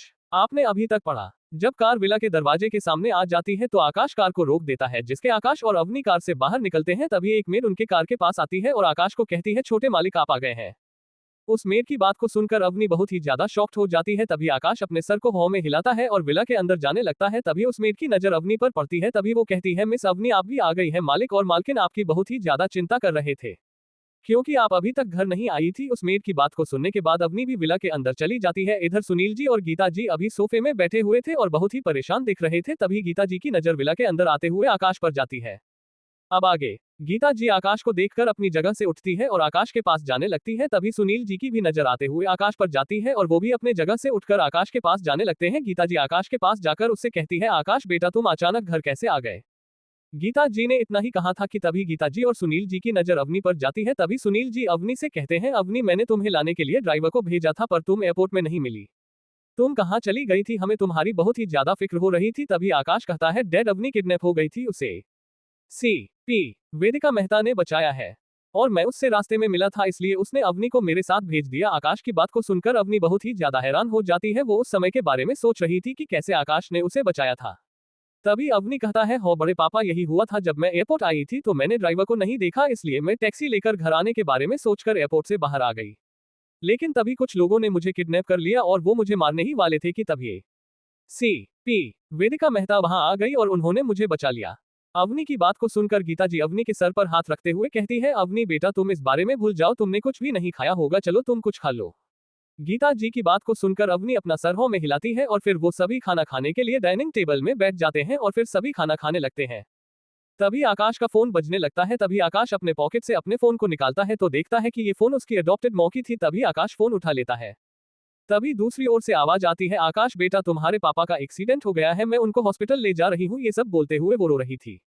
तभी आकाश कहता है, मौ आप चिंता मत कीजिए, मैं जल्द ही दिल्ली आता हूँ। इतना कहने के बाद आकाश फोन काट देता है। तभी गीता जी कहती है, आकाश बेटा क्या हो गया, तुम परेशान दिख रहे हो? तभी आकाश कहता है, मॉम मेरे अडॉप्टेड फादर का एक्सीडेंट हो गया है। तभी सुनील जी कहते हैं, आकाश तुम्हारे पापा की हालत कैसी है? तभी आकाश कहता है, मैं इसके बारे में नहीं जानता हूँ, मुझे जल्द से जल्द दिल्ली के लिए निकलना होगा। तभी गीता जी और सुनील जी कहते हैं, आकाश हम भी तुम्हारे साथ चलते हैं। उन दोनों की बात को सुनकर आकाश हमें अपना सर हिला देता है। तभी अवनी कहती है, बड़े पापा बड़ी मॉम मैं भी आपके साथ चलती हूँ। जिस पर वो दोनों अपना सर हवा में हिला देते हैं और फिर वो सभी एयरपोर्ट की तरफ निकल जाते हैं और फिर वो सभी प्राइवेट प्लेन में बैठकर दिल्ली के लिए निकल जाते हैं। कुछ घंटे बाद वो सभी दिल्ली पहुंच जाते हैं। एयरपोर्ट में उन्हें लेने के लिए कुछ लोग आए थे, जिसके बाद वो सभी कार में बैठकर हॉस्पिटल की ओर चले जाते हैं। कुछ देर में वो सभी हॉस्पिटल में चले जाते हैं और फिर आकाश रिसेप्शन में जाकर कहती है, सुमीत सिंह कौन से वार्ड में एडमिट है? जिस पर वो रिसेप्शनिस्ट आकाश को रूम नंबर बता देती है और फिर वो सभी उस रूम में चले जाते हैं। जब माधवी जी आकाश को देखती है तो वो आकाश के पास आ जाती है और उससे कहती है, आकाश बेटा देखो ना, तुम्हारे पापा का किसी ने एक्सीडेंट कर दिया है और उनकी कई हड्डियां भी टूट गई है। तभी आकाश अपने पापा के पास जाता है और उसे पता चलता है कि सुमीत जी के पैर की हड्डी और पसलियां टूट गई है। तभी आकाश अपने पॉकेट में हाथ डालता है और अपने स्टोरेज रिंग से एक गोली निकालकर सुमीत जी के मुंह में डाल देता है। जब वो गोली सुमीत जी के मुंह में जाती है तो तुरंत ही घुल जाती है और फिर तुरंत सुमीत जी की हड्डियां जुड़ने लगती है और फिर सुमीत जी के चोट भी ठीक होने लगते हैं। अब आगे क्या होगा? तो रीडर्स आपको को क्या लगता है क्या होगा इस नॉवल में आगे? ये जानने के लिए पढ़ते रहिए मॉर्टल गॉड सिस्टम के अगले चैप्टर्स सिर्फ और सिर्फ पॉकेट नॉवल ऐप पर। और हाँ, अगर चैप्टर पसंद आया हो तो लाइक और कमेंट जरूर कर देना, इससे मुझे भी अगले चैप्टर्स को लिखने में मजा आता है। CH 131 आकाश वापस अपने घर गया।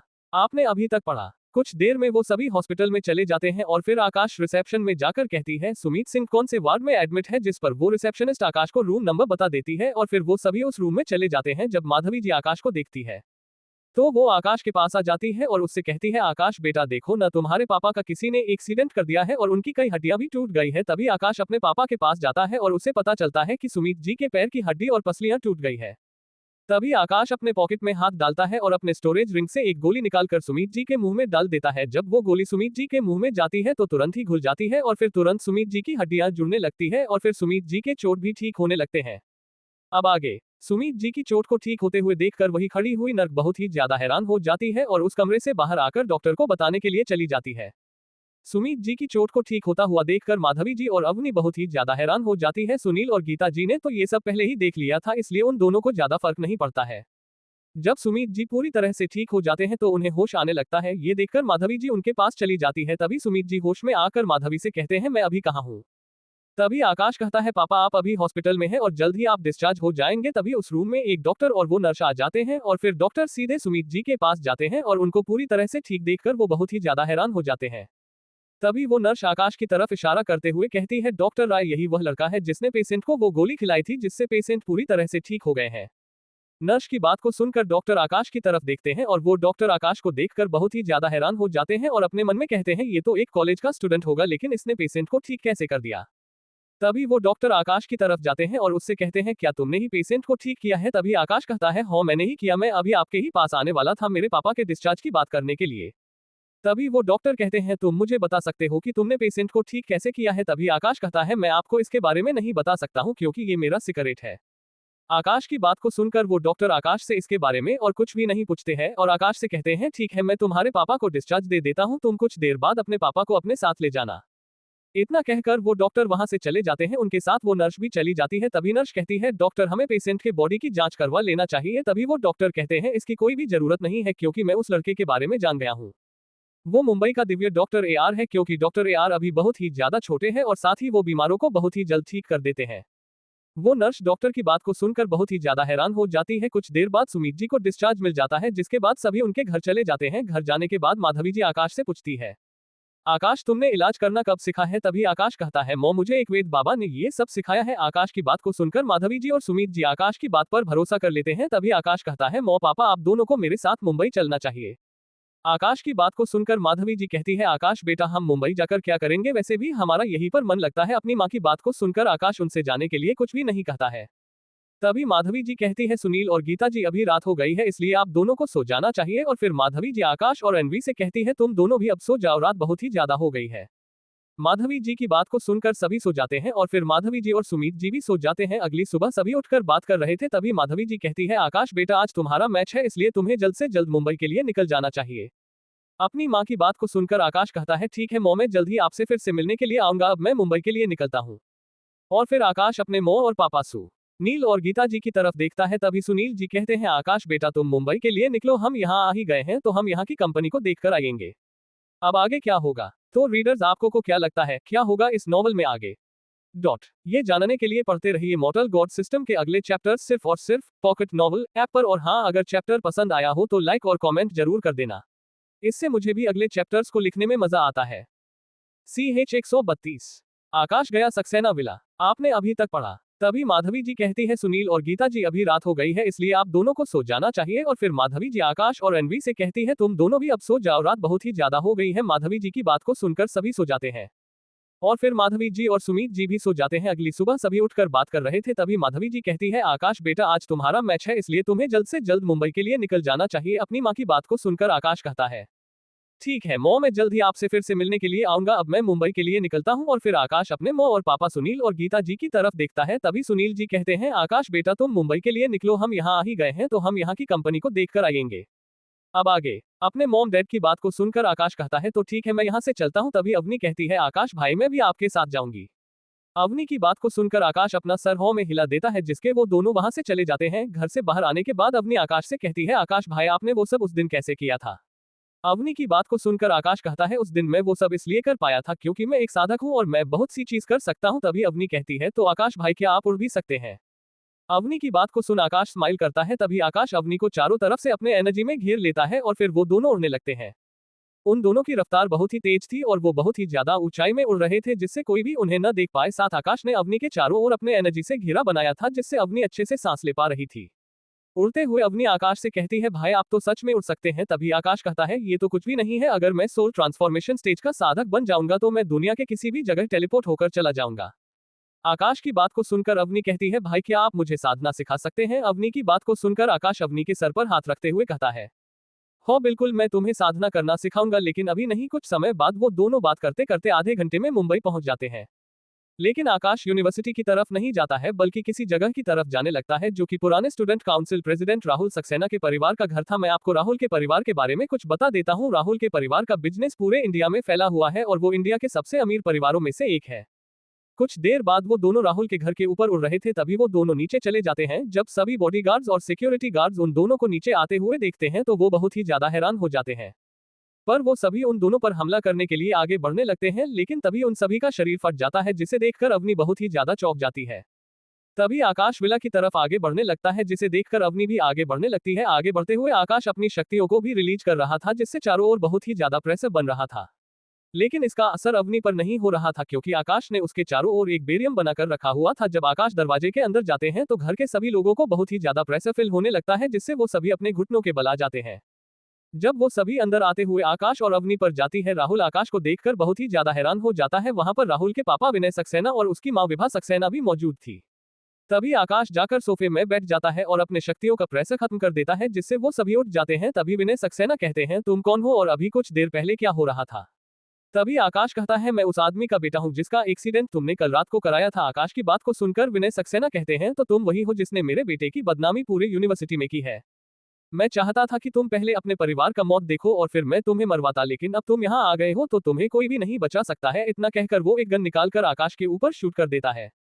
लेकिन तभी गन से निकली गोली आकाश से टकराती है, जिससे लोहे से लोहा टकराने की आवाज आती है और वो गोली जमीन में गिर जाती है। ये देखकर अवनी और वो सभी बहुत ही ज्यादा हैरान हो जाते हैं। तभी राहुल और उसके माता पिता बहुत ही ज्यादा घबराते हुए कहते हैं, तुम इंसान नहीं हो सकते, तुम्हें बंदूक की गोली से कुछ नहीं हुआ।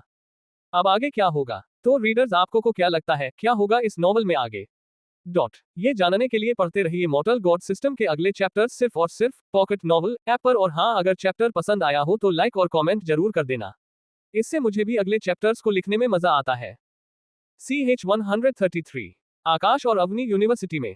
आपने अभी तक पढ़ा तुम कौन हो और अभी कुछ देर पहले क्या हो रहा था? तभी आकाश कहता है, मैं उस आदमी का बेटा हूं जिसका एक्सीडेंट तुमने कल रात को कराया था। आकाश की बात को सुनकर विनय सक्सेना कहते हैं, तो तुम वही हो जिसने मेरे बेटे की बदनामी पूरे यूनिवर्सिटी में की है। मैं चाहता था कि तुम पहले अपने परिवार का मौत देखो और फिर मैं तुम्हें मरवाता, लेकिन अब तुम यहाँ आ गए हो तो तुम्हें कोई भी नहीं बचा सकता है। इतना कहकर वो एक गन निकालकर आकाश के ऊपर शूट कर देता है, लेकिन तभी गन से निकली गोली आकाश से टकराती है, जिससे लोहे से लोहा टकराने की आवाज आती है और वो गोली जमीन में गिर जाती है। ये देखकर अवनी और वो सभी बहुत ही ज्यादा हैरान हो जाते हैं। तभी राहुल और उसके माता पिता बहुत ही ज्यादा घबराते हुए कहते हैं, तुम इंसान नहीं हो सकते, तुम्हें बंदूक की गोली से कुछ नहीं हुआ। अब आगे? तभी आकाश स्माइल करता है और कहता है, तुमने ये सब करके बहुत ही बड़ी गलती की है। इतना कहकर आकाश अपने जगह से उठता है और अचानक से अपनी जगह से गायब हो जाता है और फिर वो सभी दर्द से तड़पने लगते हैं और जमीन में गिर जाते हैं और फिर आकाश अपने जगह में वापस से प्रकट हो जाता है। तभी आकाश वहां पर रखे प्रिंटर से सिस्टम से कहकर कुछ डॉक्यूमेंट्स निकालता है और फिर आकाश उन डॉक्यूमेंट को उड़ाकर अपने पास ले आता है और फिर टेबल में रखकर आकाश कहता है, तुम इसमें साइन करो वरना ऐसे ही दर्द में तड़पते रहो। जिस पर विनय सक्सेना कहता है, ठीक है मैं साइन करता हूँ, मुझसे ये दर्द बर्दाश्त नहीं हो रहा है। तभी आकाश अपने हाथ को विनय सक्सेना के सर पर रखता है, जिससे उसका पूरा दर्द खत्म हो जाता है और फिर वो तुरंत उठकर बिना पढ़े उसमें साइन कर देता है। तभी आकाश उससे वो डॉक्यूमेंट्स ले लेता है और फिर उसे अपने स्टोरेज रिंग में रख लेता है और उससे कहता है, तुम सभी ने जो गलती की है उसकी सजा तो तुम सभी को भुगतानी ही पड़ेगी। इतना कहकर आकाश उन तीनों के एक एक पैर को पैराडाइज कर देता है, जिसके बाद आकाश अवनी के साथ वहां से चला जाता है। जाते हुए अवनी आकाश से कहती है, भाई आपने उन लोगों को क्यों मारा? अवनी की बात को सुनकर आकाश स्माइल करते हुए कहता है, अवनी तुम्हें नहीं पता कि उन लोगों ने क्या क्या किया है, अगर तुम्हें पता चला तो तुम्हें मैंने जो किया वो सही लगेगा। इतना कहकर आकाश अवनी को अपना फोन देता है, जिसमें सक्सेना परिवार के सभी लोगों ने क्या क्या गलत काम किए हैं वो सब था और साथ ही उनके बॉडीगार्ड्स ने भी जो जो बुरे काम किए थे वो सब भी उसमें थे। अवनी को ये सब देखकर बहुत ही ज्यादा गुस्सा आता है और वो कहती है, भाई आपने उन लोगों के साथ सही किया। कुछ ही देर में वो दोनों यूनिवर्सिटी के पास पहुंच जाते हैं। तभी एक सुनसान जगह में दोनों नीचे उतर जाते हैं और फिर वो दोनों यूनिवर्सिटी की ओर चले जाते हैं। यूनिवर्सिटी के अंदर जाने के बाद आकाश अवनी को प्रिंसिपल सर के ऑफिस की ओर चले जाते हैं। प्रिंसिपल ऑफिस के सामने जाकर आकाश और अवनी डोर नॉक करते हैं तो अंदर से आवाज आती है, अंदर आ जाओ। जिसके बाद आकाश और अवनी प्रिंसिपल ऑफिस के अंदर चले जाते हैं। जब प्रिंसिपल सर आकाश आज देखते हैं तो वो स्माइल करते हुए कहते हैं, आओ आकाश बैठो। आकाश और अवनी के बैठने के बाद प्रिंसिपल सर कहते हैं, बताओ आकाश तुम यहाँ कैसे आए हो? तभी आकाश कहता है अंकल मैं अवनी का एडमिशन करवाने के लिए आया हूँ। तभी प्रिंसिपल प्रदीप जी अवनी की तरफ देखते हुए कहते हैं, तो अवनी वो ट्रांसफर स्टूडेंट तुम ही हो? जिस पर अवनी कहती है, हो प्रिंसिपल सर वो मैं ही हूँ। तभी प्रिंसिपल प्रदीप जी कहते हैं, वैसे मुझे ये समझ में नहीं आ रहा है कि तुमने पहले लखनऊ यूनिवर्सिटी में एडमिशन लिया था, लेकिन तुमने इतनी जल्दी मुंबई यूनिवर्सिटी में ट्रांसफर क्यों लिया? प्रिंसिपल सर की बात को सुनकर अवनी कहती है, प्रिंसिपल सर मुझे पेंटिंग करना बहुत ही ज्यादा पसंद है। मैंने यहाँ के टीचर एलेक्स के बारे में सुना है जो बहुत ही अच्छा पेंटिंग करना सिखाते हैं। अवनी की बात को सुनकर प्रिंसिपल प्रदीप हंसते हुए कहते हैं, तो तुम आकाश के कारण यहाँ आई हो? प्रिंसिपल सर की बात को सुनकर अवनी कंफ्यूज होते हुए कहती है, प्रिंसिपल सर मुझे आपकी बात समझ में नहीं आए, आप क्या कह रहे हैं? तभी प्रिंसिपल प्रदीप जी कहते हैं, ठीक है मैं समझाता हूँ। मैंने ऐसा इसलिए कहा है क्योंकि आकाश ही एलेक्स है। प्रिंसिपल प्रदीप जी की बात को सुनकर अवनी बहुत ही ज्यादा हैरान हो जाती है। तभी प्रिंसिपल प्रदीप जी कहते हैं, ठीक है तुम आकाश के साथ क्लास चली जाओ, मैं तुम्हारे एडमिशन के प्रोसेस को पूरा करवा दूंगा। तभी वो आकाश की तरफ देखते हुए कहते हैं, वैसे आकाश आज यूनिवर्सिटी के मेडिकल डिपार्टमेंट में किसी और ने भी ट्रांसफर लिया है। प्रिंसिपल प्रदीप जी की बात को सुनकर आकाश कंफ्यूज हो जाता है और कहता है, अंकल आप मुझे ये क्यों बता रहे हैं? इससे मेरा क्या लेना देना? आकाश की बात को सुनकर प्रिंसिपल प्रदीप जी कहते हैं, अब आगे क्या होगा? तो रीडर्स आपको को क्या लगता है क्या होगा इस नॉवल में आगे? ये जानने के लिए पढ़ते रहिए मॉर्टल गॉड सिस्टम के अगले चैप्टर सिर्फ और सिर्फ पॉकेट नॉवल ऐप पर। और हाँ, अगर चैप्टर पसंद आया हो तो लाइक और कमेंट जरूर कर देना, इससे मुझे भी अगले चैप्टर्स को लिखने में मजा आता है। CH 134 मार्शल आर्ट टूर्नामेंट शुरू आपने अभी तक पढ़ा? तो तुम आकाश के कारण यहाँ आई हो? प्रिंसिपल सर की बात को सुनकर अवनी कंफ्यूज होते हुए कहती है, प्रिंसिपल सर मुझे आपकी बात समझ में नहीं आए, आप क्या कह रहे हैं? तभी प्रिंसिपल प्रदीप जी कहते हैं, ठीक है मैं समझाता हूँ। मैंने ऐसा इसलिए कहा है क्योंकि आकाश ही एलेक्स है। प्रिंसिपल प्रदीप जी की बात को सुनकर अवनी बहुत ही ज्यादा हैरान हो जाती है। तभी प्रिंसिपल प्रदीप जी कहते हैं, ठीक है तुम आकाश के साथ क्लास चली जाओ, मैं तुम्हारे एडमिशन के प्रोसेस को पूरा करवा दूंगा। तभी वो आकाश की तरफ देखते हुए कहते हैं, वैसे आकाश आज यूनिवर्सिटी के मेडिकल डिपार्टमेंट में किसी और ने भी ट्रांसफर लिया है। प्रिंसिपल प्रदीप जी की बात को सुनकर आकाश कंफ्यूज हो जाता है और कहता है, अंकल आप मुझे ये क्यों बता रहे हैं? इससे मेरा क्या लेना देना? आकाश की बात को सुनकर प्रिंसिपल प्रदीप जी कहते हैं, अब आगे? प्रिंसिपल प्रदीप जी कहते हैं, आकाश ये तुम्हें बाद में पता चल जाएगा कि इससे तुम्हारा क्या लेना देना है। प्रिंसिपल प्रदीप जी की बात को सुनकर आकाश को कुछ समझ में नहीं आता है। तभी आकाश कहता है, ठीक है अंकल अब हम चलते हैं। जिस पर प्रिंसिपल प्रदीप जी अपना सर में हिला देते हैं, जिसके बाद आकाश और अवनी प्रिंसिपल ऑफिस से बाहर चले जाते हैं। बाहर आने के बाद अवनी बहुत ही ज्यादा खुश होते हुए कहती है, आकाश भाई आप टीचर एलेक्स है तो आप मुझे पेंटिंग अच्छे से सिखाएंगे। अवनी की बात को सुनकर आकाश स्माइल करते हुए कहता है, ठीक है मैं तुम्हें सिखा दूंगा। आकाश की बात को सुनकर अवनी बहुत ही ज्यादा खुश हो जाती है और वो सभी आगे जाने लगते हैं। तभी आकाश को आगे से टीचर अंजलि आती हुए दिखाई देती है और फिर अंजलि आकाश के पास आती है। जब अंजलि अवनी को आकाश से इतना चिपके हुए देखती है तो उसे बहुत ही ज्यादा जलन महसूस होती है, लेकिन वो इसे अपने आंखों में नहीं आने देती है और वो आकाश से कहती है, आकाश तुम यहाँ हो, तुम्हारा मैच 1 घंटे बाद स्टार्ट हो जाएगा, इसलिए आज कोई भी क्लास नहीं है। अंजलि कितना भी अपने जलन को छुपाने की कोशिश करे, लेकिन इसे अवनी ने देख लिया था, जिसे देखने के बाद अवनी आकाश से कहती है, आकाश भाई ये कौन है? अवनी ने अभी आकाश को भाई जानबूझकर कहा था। अवनी ने जब आकाश को भाई कहकर बुलाया था तो अंजलि के दिल को शांति मिलती है। इधर अवनी की बात को सुनकर आकाश कहता है, अवनी ये हमारे क्लास की क्लास टीचर है। आकाश की बात को सुनकर अवनी अंजलि को देखकर कहता है, गुड मॉर्निंग मैम। अवनी की बात को सुनकर अंजलि अवनी से कहती है, अवनी तुम भी जब अकेले हो तो मुझे अपने भाई की तरह अंजलि कह सकते हो। अंजलि की बात को सुनकर अवनी कहती है, ठीक है जब हम अकेले रहेंगे तो मैं आपको अंजलि कहकर बुलाऊंगी। अवनी की बात को सुनकर अंजलि के चेहरे में मुस्कान आ जाती है, जिससे वो और भी सुंदर दिखाई देने लगती है। तभी अंजलि कहती है, ठीक है तुम दोनों अब जहां मैच होने वाला है वहां पर चले जाओ। अंजलि की बात को सुनकर आकाश और अवनी वहां से चले जाते हैं, जिसके बाद अंजलि भी वहां से चली जाती है। कुछ दूर जाने के बाद आकाश को उसके चारों दोस्त ग्राउंड में दिखाई देते हैं और उनके साथ उन सभी की गर्लफ्रेंड और साथ ही जिया और माही भी थी। तभी वो सभी भी आकाश और अवनी को देख लेते हैं और फिर आकाश और अवनी उन सभी के पास चले जाते हैं। उन सभी के पास जाने के बाद अवनी जिया और माही के गले लग जाती है। तभी आकाश के दोस्त अवनी को देखकर कहते हैं, आकाश ये लड़की कौन है? उन सभी के सवाल को सुनकर आकाश कहता है, ये मेरी बहन है अवनी। तभी आकाश अवनी को कहता है, अवनी ये सब मेरे दोस्त है करण, वैभव, मयंक और विराट। आकाश की बात को सुनकर अवनी उन सभी को हेलो कहती है तो वो सभी भी अवनी को हेलो कहते हैं। तभी माही अवनी से कहती है, अवनी ये सभी मेरी फ्रेंड्स है, काव्या, मीरा, अदिति और तनिषा। माही के उन सभी का इंट्रोडक्शन देने के बाद वो सभी अवनी को हेलो कहती है तो अवनी भी उन सभी को हेलो कहती है। तभी मयंक कहता है, आकाश भाई अब हमें स्टेडियम जाना चाहिए, कुछ समय बाद हमारा मैच होगा। मयंक की बात को सुनने के बाद वो सभी वहां से चले जाते हैं और फिर कुछ ही देर में वो सभी वहां पहुंच जाते हैं और फिर एक खाली जगह देखकर वहां बैठ जाते हैं और फिर सभी बातें करने लगते हैं। कुछ देर बाद वहां पर 2 जज और टीचर अंश आ जाते हैं। टीचर अंश स्टेज के ऊपर आकर कहते हैं, तो स्टूडेंट आप सभी को जिसका इंतजार था वो समय आ गया है, अब हम मार्शल आर्ट टूर्नामेंट को शुरू करते हैं। यहाँ पर 2 स्टेज है, एक में लड़कों का मैच होगा और वही दूसरे में लड़कियों का मैच होगा। तो लड़कों में सबसे पहल मैच पवन और भीमा का होगा। और वही लड़कियों में पहला मैच आरती और पूज का होगा। टीचर अंश के नाम बोलने के बाद 2 लड़के और 2 लड़कियां अपने जगह से उठते हैं और स्टेज में चले जाते हैं। अब आगे क्या होगा? तो रीडर्स आपको को क्या लगता है क्या होगा इस नॉवल में आगे? ये जानने के लिए पढ़ते रहिए मॉर्टल गॉड सिस्टम के अगले चैप्टर्स सिर्फ और सिर्फ पॉकेट नॉवल ऐप पर। और हाँ, अगर चैप्टर पसंद आया हो तो लाइक और कमेंट जरूर कर देना, इससे मुझे भी अगले चैप्टर्स को लिखने में मजा आता है। CH 135 एक वार में फाइट खत्म। आपने अभी तक पढ़ा? तो अवनी भी उन सभी को हेलो कहती है। तभी मयंक कहता है आकाश भाई अब हमें स्टेडियम जाना चाहिए, कुछ समय बाद हमारा मैच होगा। मयंक की बात को सुनने के बाद वो सभी वहां से चले जाते हैं और फिर कुछ ही देर में वो सभी वहां पहुंच जाते हैं और फिर एक खाली जगह देखकर वहां बैठ जाते हैं और फिर सभी बातें करने लगते हैं। कुछ देर बाद वहां पर 2 जज और टीचर अंश आ जाते हैं। टीचर अंश स्टेज के ऊपर आकर कहते हैं तो स्टूडेंट आप सभी को जिसका इंतजार था वो समय आ गया है, अब हम मार्शल आर्ट टूर्नामेंट को शुरू करते हैं। यहाँ पर 2 स्टेज है, एक में लड़कों का मैच होगा और वही दूसरे में लड़कियों का मैच होगा। तो लड़कों में सबसे पहल मैच पवन और भीमा का होगा और वही लड़कियों में पहला मैच आरती और पूजा का होगा। टीचर अंश के नाम बोलने के बाद 2 लड़के और 2 लड़कियां अपने जगह से उठते हैं और स्टेज में चले जाते हैं। अब आगे उन सभी के जाने के बाद टीचर अंश सिटी बजाते हैं और उन सभी का लड़ाई शुरू हो जाता है। वो सभी बहुत ही अच्छा लड़ रहे थे। कुछ ही देर में वो मैच खत्म हो जाता है जिसमें पवन और पूजा जीतते हैं। वही एक लड़का कब से आकाश को ही देख रहा था और फिर वो अपने जगह से उठता है और फिर आकाश जहां बैठा हुआ था उस तरफ जाने लगता है और वो आकाश के पास पहुंच जाते हैं। जब आकाश को अपने पास किसी के आने का एहसास होता है तो आकाश उस ओर देखता है तो वो देखता है कि ये कोई और नहीं बल्कि इमेजिका वाला लड़का निखिल था। तभी निखिल आकाश की तरफ हाथ बढ़ाकर कहता है हाय मेरा नाम निखिल है। तभी आकाश भी निखिल से हैंडबैक करते हुए कहता है मेरा नाम आकाश है। तभी निखिल कहता है तुमने जो उस दिन किया था उसके लिए तुम्हारा शुक्रिया। निखिल की बात को सुनकर आकाश कहता है तुम्हें शुक्रिया कहने की कोई भी जरूरत नहीं, उसने मुझे फंसाने की कोशिश की थी वरना मैं तो उसके बारे में जानता ही नहीं था। आकाश की बात को सुनकर निखिल बहुत ही ज्यादा हैरान हो जाता है क्योंकि उसे लगा था कि आकाश मोनिका के बारे में अच्छे से जानता होगा, तभी तो आकाश ने उसके बारे में सभी जानकारी उसके फोन में भेज दिया था।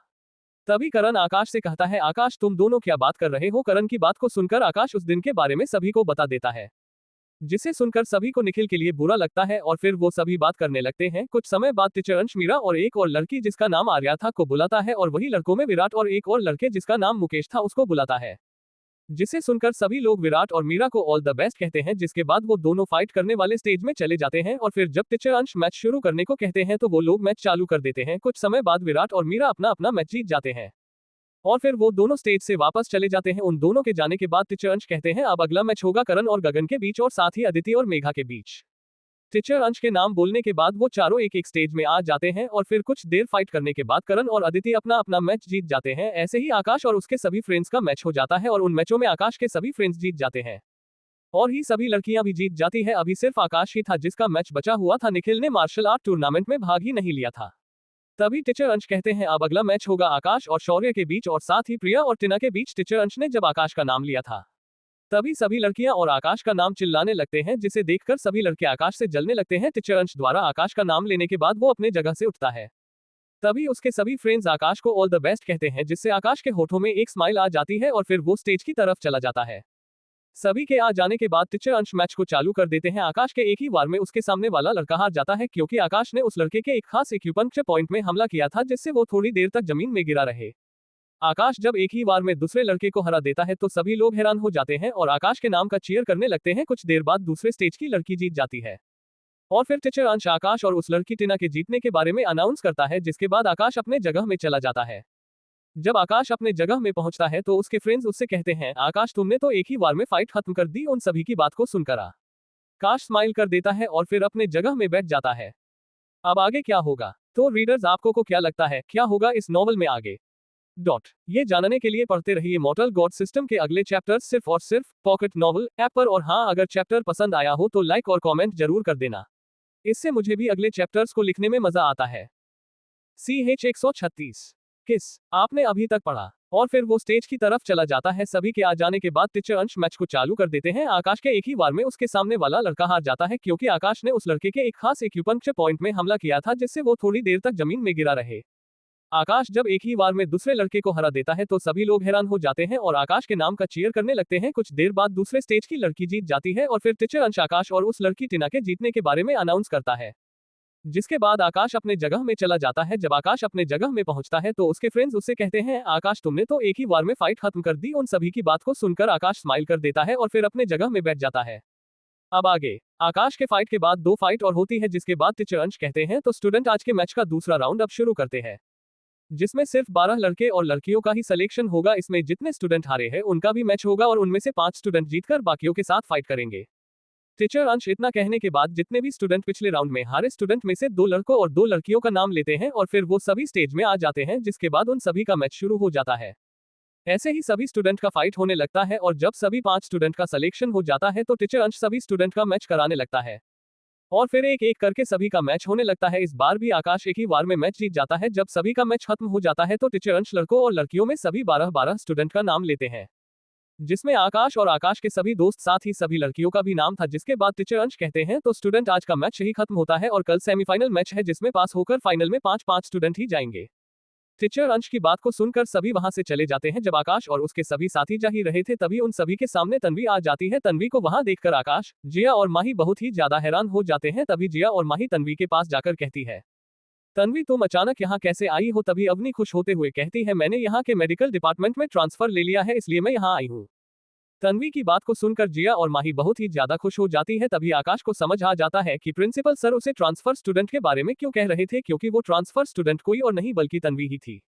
अभी तक शाम हो चुकी थी तभी आकाश उन सभी से कहता है, फ्रेंड्स मेरा एक दोस्त आज मुंबई आ रहा है इसलिए मैं उसे लाने के लिए जा रहा हूँ। आकाश की बात को सुनकर सभी अपना सर हो में हिला देते हैं, जिसके बाद आकाश वहां से जाने लगता है। तभी अवनी कहती है, आकाश भाई मैं भी आपके साथ चलूंगी, जिस पर आकाश उसे मना नहीं करता है और वो वहां से चले जाते हैं। जब वो दोनों गेट के पास पहुंचते हैं तभी उनके पास आकाश की कार आ जाती है। कार को आकर उनके पास रुकते हुए देखकर अवनी बहुत ही ज्यादा हैरान हो जाती है। तभी आकाश कार के ड्राइविंग सीट में बैठ जाता है, जिसे देखकर अवनी और भी हैरान हो जाती है। लेकिन अवनी को पता था कि आकाश क्या क्या कर सकता था। जिसके बाद अवनी भी कार में बैठ जाती है और फिर वो दोनों एयरपोर्ट के लिए निकल जाते हैं। वहीं पर जब विराट और अदिति अकेले होते हैं तभी विराट अदिति से कहता है, अदिति मुझे तुमसे कुछ बात करना है। विराट ये बोलते समय घबरा रहा था। तभी अदिति कहती है, हो विराट बोलो तुम्हें मुझसे क्या बात करनी है? तभी विराट कहता है, अदिति आई लव यू। अदिति विराट के मुंह से ये बात सुनकर बहुत ही ज्यादा हैरान हो जाती है। उसे नहीं लगा था कि विराट उससे इतनी जल्दी प्यार करने लगेगा। तभी अदिति बहुत ही खुश हो जाती है और कहती है, Virat I love you too. इतना कहकर अदिति विराट को किस कर देती है, जिससे विराट बहुत ही ज्यादा हैरान हो जाता है क्योंकि विराट ने आज तक किसी को भी किस नहीं किया था। ये उसका फर्स्ट टाइम था। विराट ने अपनी पुरानी गर्लफ्रेंड को भी किस नहीं किया था, लेकिन विराट को नहीं पता था कि ये अदिति का भी फर्स्ट टाइम था। कुछ देर बाद दोनों अलग होते हैं, जिसके बाद दोनों एक दूसरे का हाथ पकड़कर वहां से चले जाते हैं।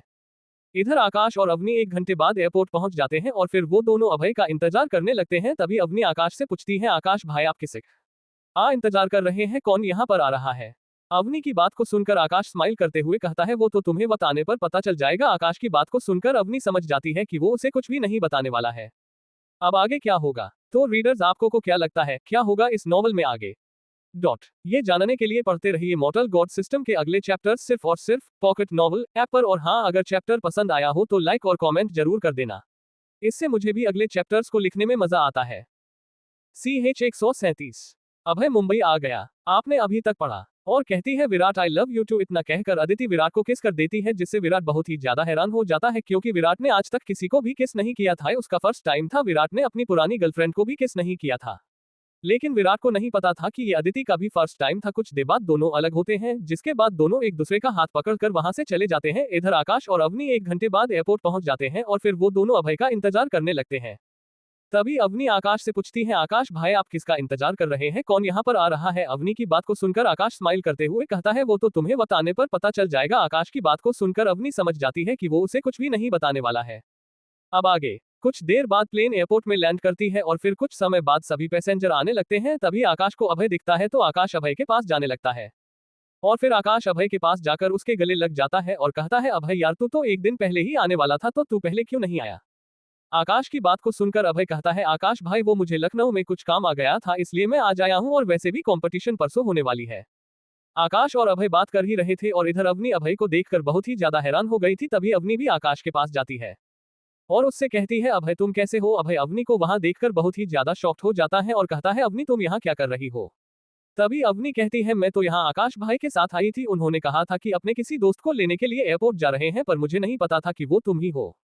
तभी आकाश कहता है, अभय हम सभी यहाँ से चलते हैं, बाकी की बात हम बाद में करेंगे। आकाश की बात को सुनने के बाद तीनों एयरपोर्ट से बाहर चले जाते हैं और फिर पार्किंग में चले जाते हैं।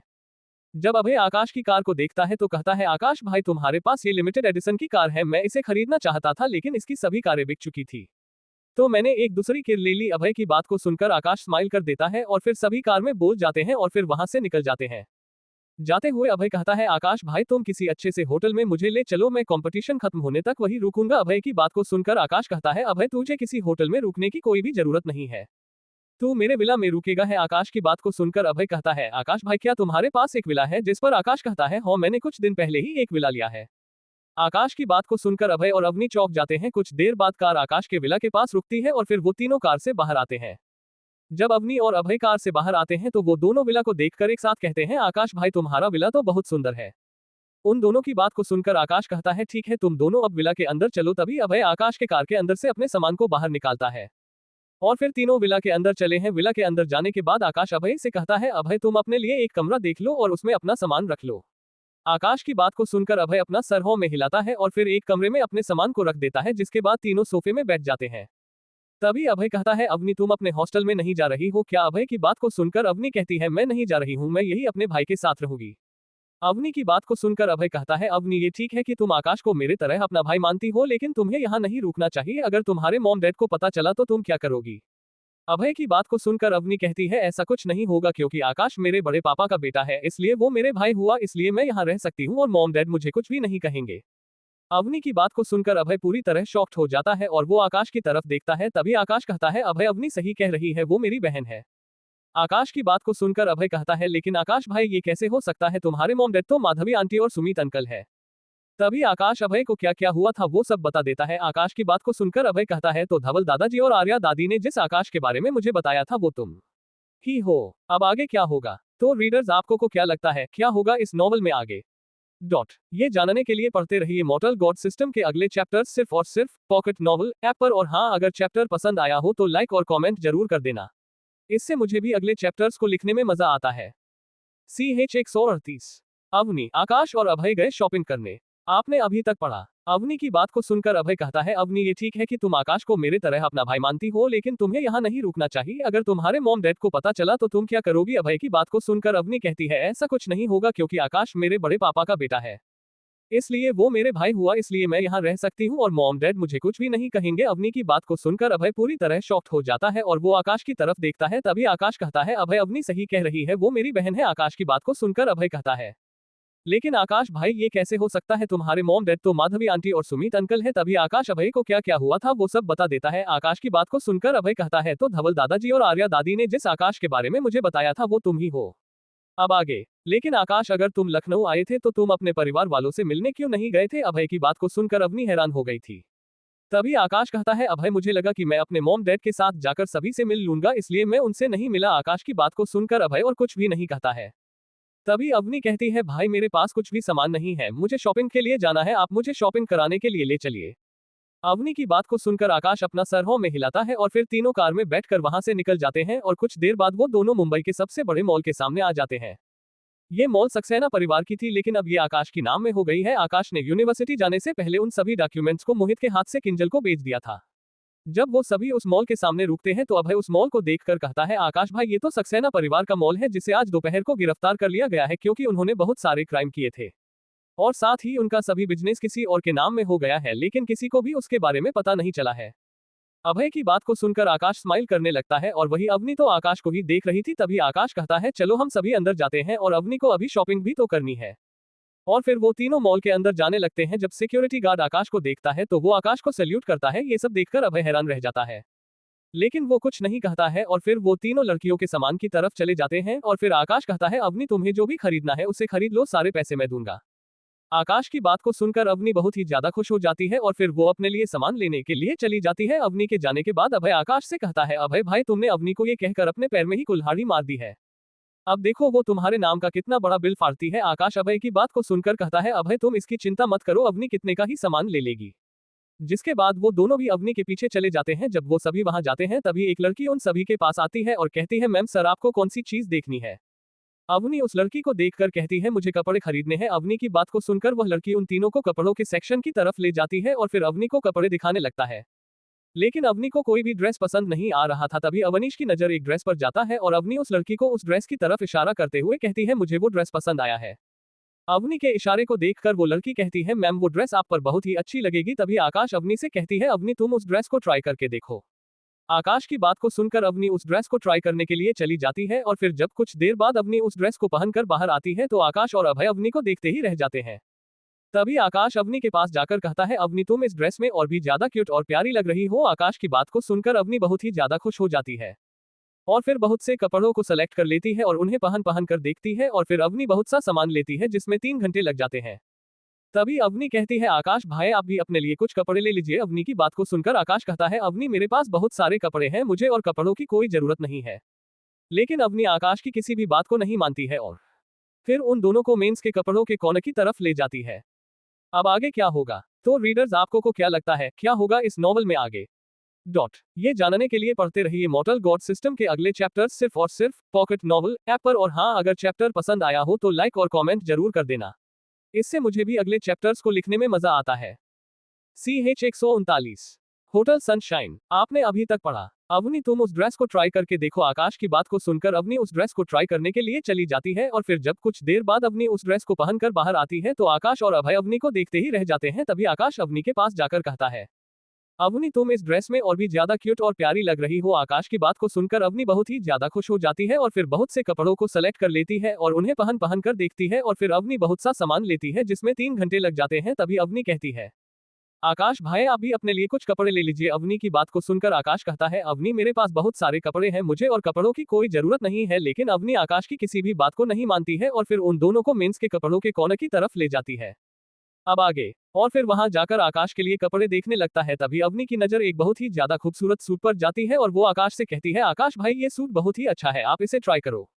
ये कहते हुए अवनी आकाश को चेंजिंग रूम में ले जाती है और बाहर में रहकर आकाश का इंतजार करने लगती है। थोड़ी देर बाद आकाश सूट पहनकर बाहर निकलता है तो अवनी आकाश को देखती ही रह जाती है क्योंकि उस सूट में आकाश और भी हैंडसम लग रहा था। तभी अभय कहता है, आकाश भाई तुम तो बहुत ही ज्यादा हैंडसम लग रहे हो। तभी अवनी अभय से उसका फोन मांगती है तो अभय अवनी को अपना फोन दे देता है। तभी अवनी आकाश की फोटो खींचने लगती है और कहता है, आकाश भाई आपको कोई भी लड़की देखेगी तो आपके प्यार में पड़ जाएगी। ये कहकर अवनी हंसने लगती है। तभी आकाश चेंजिंग रूम में जाकर अपने पुराने कपड़े फिर से पहन लेता है और बाहर आ जाता है, जिसके बाद अभय भी अपने लिए कपड़े ले लेता है और वो अवनी से कहती है, अवनी क्या तुमने लखनऊ से कुछ भी सामान नहीं लाया था जो तुमने इतने सारे सामान को ले लिया है? अभय की बात को सुनकर अवनी कहती है, अभय वो मेरा किडनैप हो गया था, इसलिए मेरे पास कोई भी सामान नहीं है। अवनी की बात को सुनकर अभय उससे कहता है, तुम किडनैप हो गई थी लेकिन कैसे? अभय की बात को सुनकर अवनी अभय को बताती है कि उसका कैसे किडनैप हुआ था, लेकिन अवनी अभय को ये नहीं बताती है कि आकाश ने उसे बचाया था। अवनी की पूरी बात को सुनकर अभय कहता है, अवनी तुमने ये बात अपने पेरेंट्स को बताया है? जिस पर अवनी कहती है, नहीं मैंने उन्हें कुछ भी नहीं बताया है। तभी आकाश कहता है, तुम दोनों किस बात को लेकर बैठ गए हो? चलो हम सभी सामानों का बिलिंग करवा देते हैं, जिसके बाद हम कुछ खाने के लिए चलेंगे। आकाश की बात को सुनने के बाद सभी बिलिंग करवाने के लिए काउंटर में चले जाते हैं और फिर आकाश सभी का बिल पे कर देता है और फिर वो वहां की रिसेप्शनिस्ट को कहता है, तुम इन सभी सामानों को मेरे विला में भेजवा देना। जिस पर वो रिसेप्शनिस्ट हॉल में अपना सर हिलाती है और फिर आकाश उसे अपने विला का एड्रेस दे देता है, जिसके बाद वो मॉल से बाहर चले जाते हैं और फिर तीनों कार में बैठकर होटल सनशाइन की ओर चले जाते हैं। आकाश कार को पार्किंग में पार्क कर देता है, जिसके बाद वो तीनों होटल सनशाइन के अंदर चले जाते हैं और फिर एक खाली टेबल को देखकर उसमें बैठ जाते हैं और फिर वो तीनों अपने अपने लिए ऑर्डर कर देते हैं। कुछ समय बाद उन तीनों का किया हुआ ऑर्डर आ जाता है और फिर वो सभी खाना खाने लगते हैं। जब उन तीनों का खाना खत्म हो जाता है तो वो तीनों बिल पे करके वहां से जाने लगते हैं और फिर कार में बैठकर आकाश के विला की ओर चले जाते हैं। कुछ समय बाद वो तीनों विला में पहुंच जाते हैं। अभी तक रात हो गई थी, इसलिए आकाश की मेड अपने घर चली गई थी। वो तीनों विला में आने के बाद अपने अपने कमरे में जाकर सो जाते हैं। अगली सुबह जब आकाश की नींद खुलती है तो वो बाथरूम में जाकर फ्रेश होता है, जिसके बाद वो नीचे चला जाता है। तभी अभय भी हॉल में आ जाता है। अभय आकाश को देखकर कहता है, आकाश भाई तुम जग गए हो, लेकिन ये अवनी कहाँ है? अभय की बात को सुनकर आकाश स्माइल करते हुए कहता है, वो शायद कभी भी सो रही होगी। आकाश की बात को सुनकर अभय हंसने लगता है और फिर वो दोनों सोफे में बैठकर बातें करने लगते हैं। कुछ देर बाद अवनी भी वहां आ जाती है और वो भी सोफे में बैठ जाती है और आकाश से कहती है, भाई आज आपका तो मार्शल आर्ट टूर्नामेंट का सेमीफाइनल मैच है।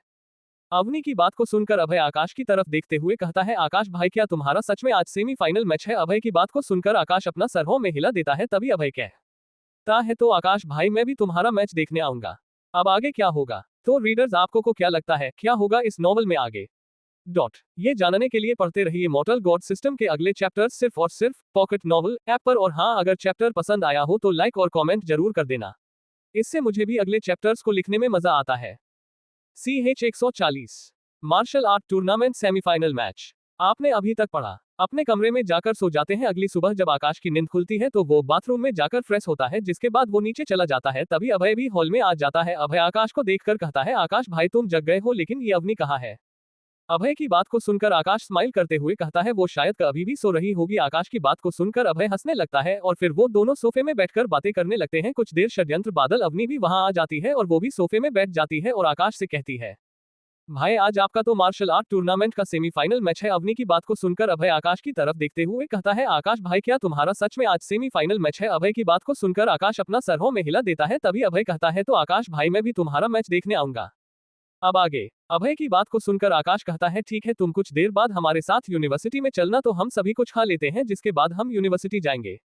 और फिर वो तीनों डाइनिंग टेबल में जाकर बैठ जाते हैं। तभी आकाश की मेड सभी को खाना परोसती है, जिसके बाद सभी खाना खाने लगते हैं। कुछ देर बाद तीनों खाना खा लेते हैं, जिसके बाद सभी यूनिवर्सिटी के लिए निकल जाते हैं।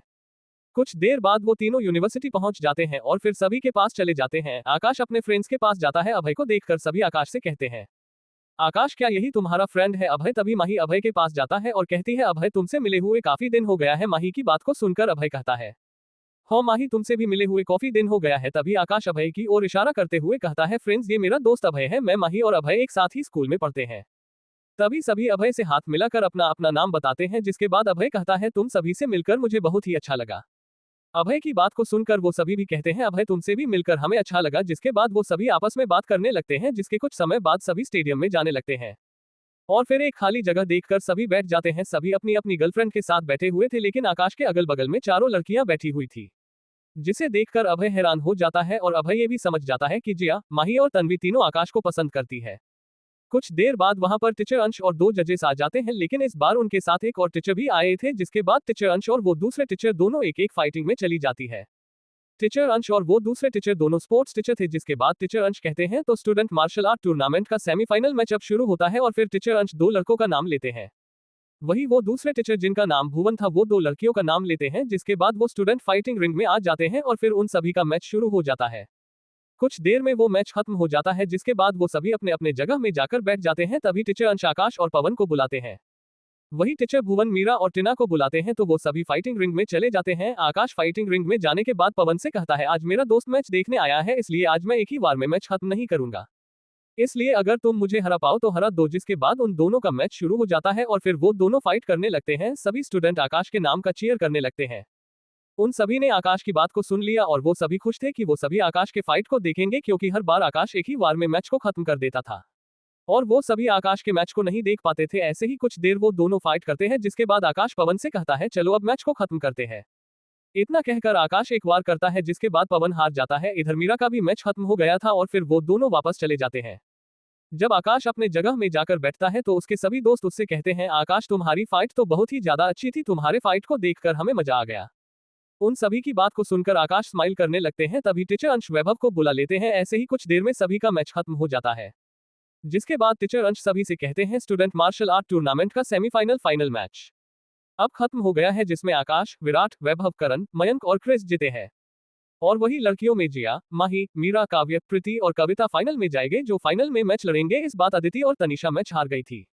अब आगे क्या होगा? तो रीडर्स आपको को क्या लगता है क्या होगा इस नॉवल में आगे? ये जानने के लिए पढ़ते रहिए मॉर्टल गॉड सिस्टम के अगले चैप्टर्स सिर्फ और सिर्फ पॉकेट नॉवल ऐप पर। और हाँ, अगर चैप्टर पसंद आया हो तो लाइक और कमेंट जरूर कर देना, इससे मुझे भी अगले चैप्टर्स को लिखने में मजा आता है। आज के लिए बस इतना ही। अगर आप इस कहानी के बारे में और अधिक जानकारी चाहते हैं तो पढ़ते रहिए कहानी इमॉर्टल गॉड सिस्टम और अगर आपको ये कहानी पसंद आई हो तो प्लीज लाइक, सब्सक्राइब और शेयर करें। और अगर हमारे कहानी में किसी भी प्रकार की गलती हुई हो तो कृपया मुझे कमेंट सेक्शन में इन्फॉर्म करें। और अगर आप हमारे चैनल को लाइक, शेयर, सब्सक्राइब और कमेंट करते हैं तो हमें और अधिक मोटिवेशन मिलती है इस तरह की और कंटेंट बनाने के लिए। धन्यवाद। Folded hands, folded hands, folded hands.